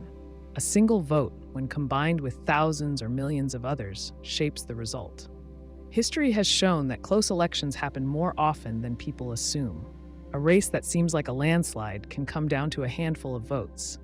In these cases, every individual decision to vote or not becomes crucial. This issue is not just about mathematics, but about psychology. People respond to incentives and social influence. If they believe others are voting, they are more likely to vote. If they think turnout will be low, they may feel their vote has more impact. Paradoxically, this perception can create self-fulfilling outcomes. If enough people believe turnout will be high, they may not vote, causing low turnout. If enough people believe turnout will be low, they may vote in greater numbers, increasing participation. The paradox reveals a gap between individual logic and collective outcomes. When each person makes a decision based on their own limited influence, they may unknowingly contribute to a larger effect. The reality is that participation always matters, even when it seems small. The history of elections, policy changes, and social movements shows that individual actions, when multiplied, determine the course of events. The belief that a single vote is insignificant is precisely what can make it significant. A town relies on donations to fund a public library. Everyone agrees that the library is important. They also believe that their donation is unnecessary if others contribute first. They decide to wait. If enough people donate, the library survives without their help. If no one donates, they might step in. But since everyone thinks this way, no one donates. The library closes. A man named Daniel considers donating to a local food bank. He has extra money and wants to help, but he hesitates. He assumes that if the food bank is truly in need, others will donate. If others give enough, his contribution won't be necessary. If others fail to donate, he doubts that his small amount will make a difference, so he keeps his money. The food bank struggles, not because people are unwilling to give, but because everyone waits for someone else to act. This problem appears in many places. A charity asks for donations to help families after a natural disaster. Thousands of people see the request. Many assume that, given the large audience, others will step in. They scroll past, convinced that the problem will resolve itself. When everyone assumes someone else will donate, no one does. A university wants to build a new scholarship fund. They reach out to alumni, asking for contributions. Many agree that education is important. They think wealthier donors will cover the costs, so they don't donate. They believe their small contribution won't change anything. But wealthier donors think the same way. They assume that if the cause is urgent, many small donors will take care of it. In the end, the university receives far less than expected. This paradox extends beyond money. A beach fills with litter after a storm. Visitors agree that someone should clean it up. They don't want to be the only person picking up trash. They tell themselves that if no one else cleans, then the problem must be too big for one person to solve. If others do clean, then their help isn't needed. They walk away. The litter remains. Blood banks face shortages when too many donors think their help is unnecessary. A healthy man considers giving blood but assumes there are enough donors. If there were a real emergency, he reasons, hospitals would make an urgent appeal. Since he hears no crisis, he assumes the system is fine. He doesn't donate. Others think the same way. The blood supply runs low, not because people are unwilling, but because they all expect someone else to step in. Volunteering follows the same pattern. A shelter needs help serving meals. Many people see the request but hesitate. If the shelter truly needs help, someone else will respond. If enough people sign up, their time isn't needed. If no one signs up, they assume the problem must be larger than one volunteer can solve. They stay home. The shelter operates understaffed. The paradox also appears in group projects. A team must submit a report. Each member believes that someone else will handle the hardest part. They avoid responsibility, thinking their contribution won't be missed. But when everyone thinks this way, no one does the necessary work. The project fails. Neighborhood safety depends on this dynamic. A man hears suspicious noises outside his apartment. He considers calling the police, but he reasons that if there's real danger, someone else will report it. His neighbors think the same way. No one calls. A crime happens while everyone assumes someone else is handling it. A missing child case spreads online. People share the story, believing awareness helps. The family asks for donations to fund a search effort. Many see the request. They assume that with so much visibility, the campaign will reach its goal. They don't donate. The fundraiser falls short. This paradox can also prevent people from seeking help. A student struggles in class. She assumes that if the material were truly difficult, others would be asking questions. Since no one speaks up, she thinks she must be the only one confused. She stays silent. Her classmates feel the same way. No one asks for clarification. The teacher assumes everyone understands. In workplaces, employees hesitate to report problems. A factory worker notices a machine making strange noises. He assumes management must already know. If the issue were serious, someone else would have reported it. He says nothing. His coworkers think the same way. No one speaks up. The machine breaks down. Even in families, this paradox appears. A teenager struggles with mental health. She considers talking to her parents, but assumes they already know something is wrong. If they haven't brought it up, maybe it isn't a big deal. Her parents, meanwhile, notice changes in her behavior. They assume she will speak up if she truly needs help. No one starts the conversation. Disaster response depends on this balance. A wildfire spreads near a neighborhood. A man considers evacuating but waits. If the fire were truly dangerous, authorities would have ordered an evacuation. His neighbors think the same way. They wait for an official warning. By the time they realize the danger, escape routes are blocked. Traffic safety follows a similar pattern. A driver sees a car broken down on the side of the road. He considers stopping, but assumes that if help were needed, someone else would have stopped already. Other drivers think the same way. The stranded driver waits, watching cars pass by. Public health measures rely on cooperation. A community experiences an outbreak of illness. Officials recommend vaccinations. Many people assume that if enough others get vaccinated, they won't need to. If no one does, they question whether the vaccine is effective. They wait. The disease spreads. Online petitions face this problem. A cause gains attention. Thousands of people see the petition. Each person assumes that with so many viewers, others will sign. They don't add their name, thinking their support won't matter. The petition fails. This paradox affects environmental action. A man considers cutting back on single-use plastics. He hesitates. If plastic waste is a serious issue, governments should regulate it. If enough individuals make small changes, then his efforts aren't needed. If no one else is acting, then his efforts won't make a difference. He continues as usual. Civic engagement depends on breaking this cycle. A town holds a local election. Many residents assume that since turnout is usually low, their vote doesn't matter. If participation were important, they reason, more people would be voting. They stay home. The election is decided by a small fraction of eligible voters.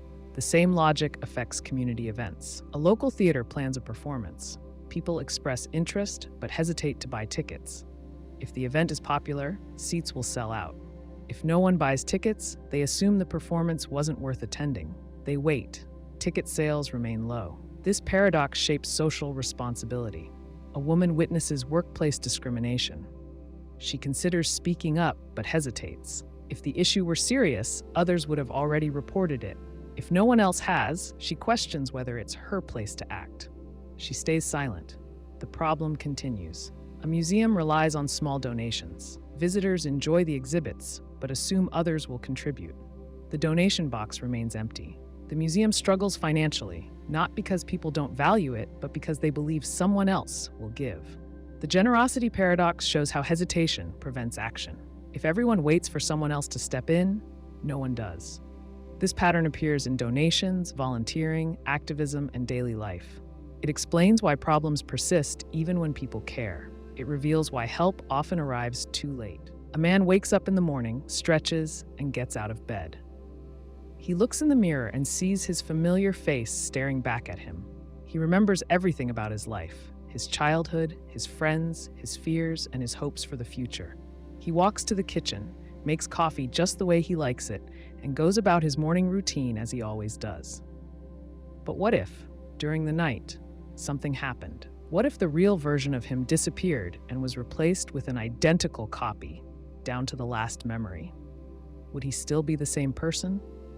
Imagine that a scientist invents a perfect cloning machine. The machine scans a person at the atomic level, then recreates them from scratch. The clone has the same DNA, the same fingerprints, and even the same scars. It also has all the same memories. If this clone wakes up one morning thinking it has lived its entire life up to that point, is it still the same person? The original version of the person no longer exists. But since the clone remembers everything, feels the same emotions, and behaves exactly as the original did, how can anyone prove that something changed? Now imagine another version of this scenario. A man volunteers for an experiment where his consciousness is copied into a new body. The new body is younger, stronger, and healthier. The scientists assure him that all of his memories, personality, and experiences have been perfectly transferred. When the procedure is complete, the new version wakes up, stretches, and gets out of bed, just as the original once did. It remembers everything about its life. It recalls childhood moments and personal struggles as if they were its own. But the original version of the man is still alive, watching from the other side of the room. If the original still exists, is the new version just a copy? If both claim to be the same person, which one is telling the truth? Consider a more subtle case. A person is in an accident and suffers memory loss. Doctors reconstruct their past using journals, photographs, and recorded conversations. They regain their memories and resume their life.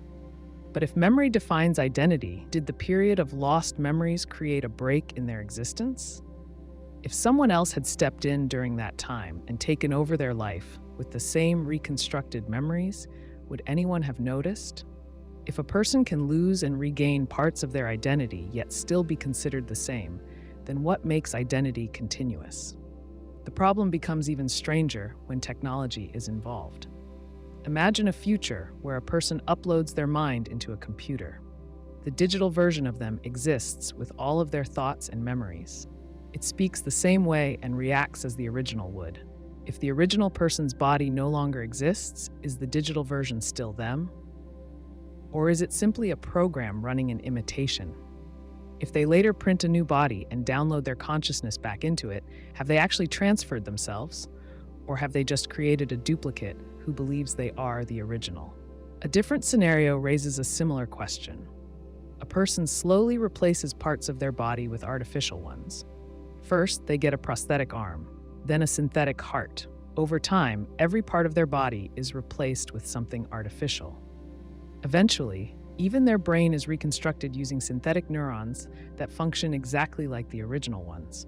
At no point did they cease to exist. Each replacement was gradual. But by the end, none of their original body remains. Are they still the same person? If someone built another version using the same materials, would that one also be them? Imagine a more extreme case. A person falls asleep and is transported to another planet without their knowledge. While they are unconscious, an exact copy of them is created on Earth with all of the same memories and personality traits. The copy wakes up and goes about its life as if nothing happened. Meanwhile, the original wakes up on the distant planet, unaware that someone else is living their life back home. Both believe they are the real one. Which version is the true person? If identity depends on memory, then they are both the same. But if identity depends on physical continuity, then only one is real. If both versions continue to live separate lives, does that mean one of them is an imposter, or have they simply become two separate people from that moment forward? This paradox also applies to brain transplants. If a person's brain is moved into another body, do they become the owner of the new body, or does the body define who they are? If two people swap brains, do they swap identities, or do they become hybrids of each other? If only a small part of a brain is transferred, say half of it, does that create a merged consciousness, or does one identity dominate? If identity is tied to the brain, then transferring it should transfer the person. But if identity is more than just neurons and memories, then something deeper must define who they are. Now consider a case where identity is altered gradually rather than all at once. A person experiences small personality changes over time. They develop new habits, adopt new beliefs, and form new memories. They forget old experiences and grow into someone different.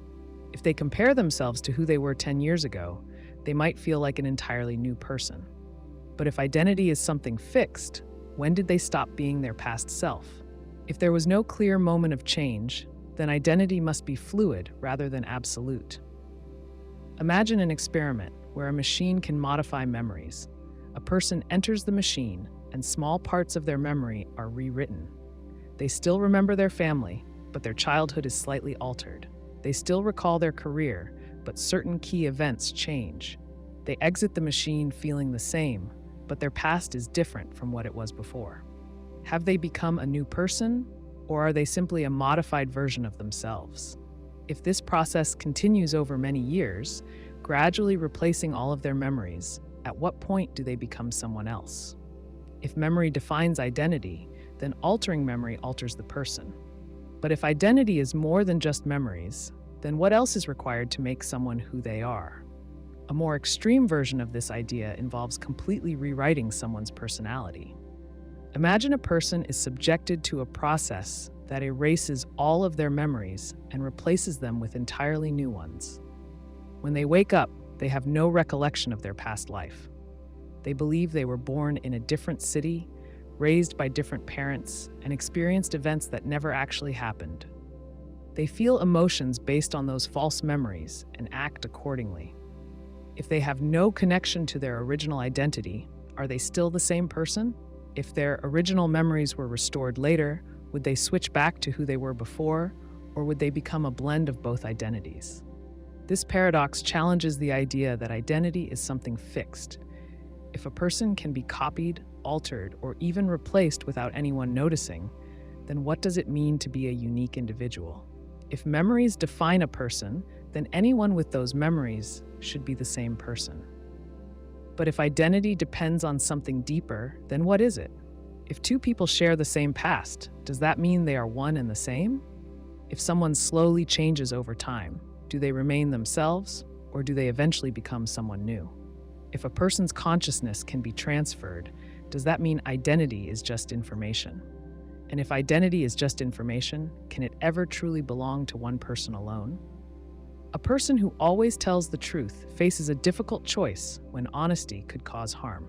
If someone asks a question and the answer might put them in danger, the person must decide between sticking to their principle of truthfulness or considering the consequences of their words. This dilemma exposes a fundamental conflict between moral consistency and ethical responsibility. Imagine a scenario where a friend asks if their spouse is cheating, and you know they are. Telling the truth aligns with your principle of honesty, but the truth could devastate your friend, ruin their relationship, and create suffering. Lying contradicts your commitment to honesty, but it could spare your friend pain. Choosing between truth and harm forces you to decide what matters more: consistency in your values or protecting someone from a painful reality. Consider another situation where someone fleeing danger hides in your home. A dangerous person arrives at your door and asks if they are inside. If you always tell the truth, you would have to confirm their location, possibly leading to harm.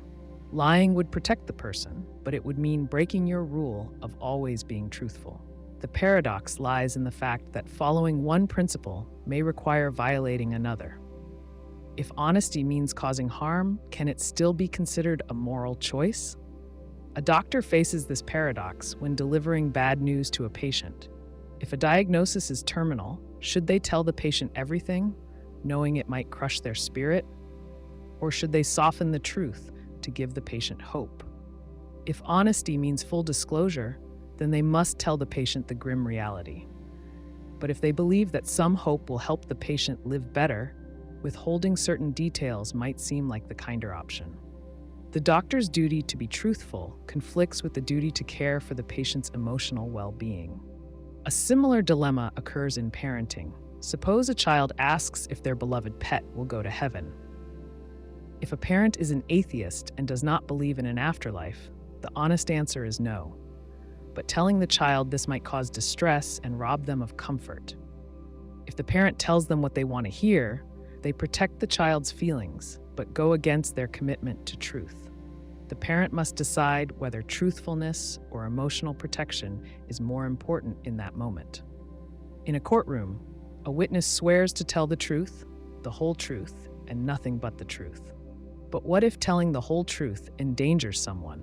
Suppose a witness knows the location of a person in a witness protection program. Revealing that information would be honest, but it could cost someone their life. If the witness refuses to answer, they violate their oath to tell the full truth. If they answer truthfully, they may put someone in danger. The legal system values honesty, but it also recognizes the need to withhold information in some cases. The paradox remains: can truth be absolute when reality demands exceptions? Friendships and relationships also reveal this paradox. Suppose a friend asks for an honest opinion about their appearance before an important event. If they look terrible, should you tell them? If honesty is your guiding principle, then yes. But if the truth will only hurt their confidence, is it worth saying? On the other hand, withholding the truth may allow them to go out feeling good, but it also means they might later regret not knowing how they actually looked. Balancing honesty with kindness makes this choice difficult.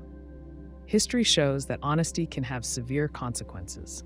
In oppressive regimes, telling the truth about government corruption can lead to imprisonment or worse. Whistleblowers who expose wrongdoing face backlash and sometimes personal ruin. If a journalist uncovers evidence of government misconduct, should they publish the truth at the risk of endangering people involved? If honesty leads to greater harm, does that make it wrong? If a leader always tells the truth, even when it causes panic or conflict, are they being responsible? Social norms complicate the issue. In daily life, small lies are often accepted or even expected. If someone asks, "How are you?" they usually expect a polite response rather than a full account of your struggles. If honesty means answering truthfully, then responding with "I'm fine" when you're not is a lie.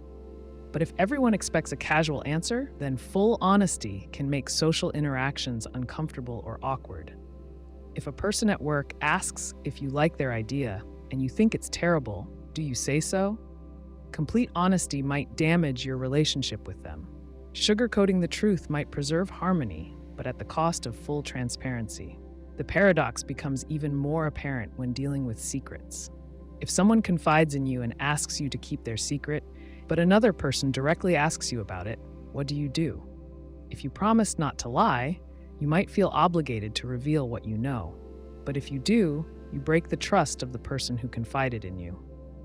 If you keep the secret, you protect that trust but violate your principle of always telling the truth. Either choice results in breaking an ethical rule. Some argue that honesty should always be upheld, regardless of the consequences. This perspective holds that the responsibility of truth-telling lies with the person speaking, while the responsibility of handling the truth lies with the person receiving it. If someone suffers because of the truth, that is a separate issue from the principle of being honest. This approach assumes that truth is an inherent good and that avoiding it leads to more problems in the long run. Others believe that honesty must be balanced with compassion. They argue that truth should serve a purpose and that causing harm unnecessarily is not ethical. According to this view, honesty is important, but it is not an absolute rule. Instead, it should be guided by wisdom and judgment. If telling the truth would cause unnecessary suffering, then withholding or adjusting the truth may be justified. This paradox also raises the question of whether absolute honesty is even possible. People often see the world through their own perspectives, biases, and emotions. Even when someone believes they are being completely honest, their version of the truth may be different from someone else's. If honesty depends on perception, then it is not always a simple matter of stating facts. This makes the paradox even more complex because it suggests that truth itself is not always clear-cut. A practical way some people handle this dilemma is by choosing how they frame the truth. Instead of lying or being brutally honest, they find ways to present information in a way that minimizes harm. If a friend asks for an opinion on their performance, instead of saying, "You were awful," one might say, "I think you have room to improve in certain areas." This approach maintains honesty while being considerate of the other person's feelings. However, it still requires judgment about when and how to soften the truth. The paradox of honesty exists because truth and harm are not always separate. If truth always led to good outcomes, there would be no dilemma. But reality shows that truth can sometimes cause pain, fear, or even danger. The person committed to honesty must decide whether their responsibility is to the principle of truth itself or to the well-being of those who hear it. Either choice comes with consequences, making the decision one of the most difficult ethical challenges a person can face.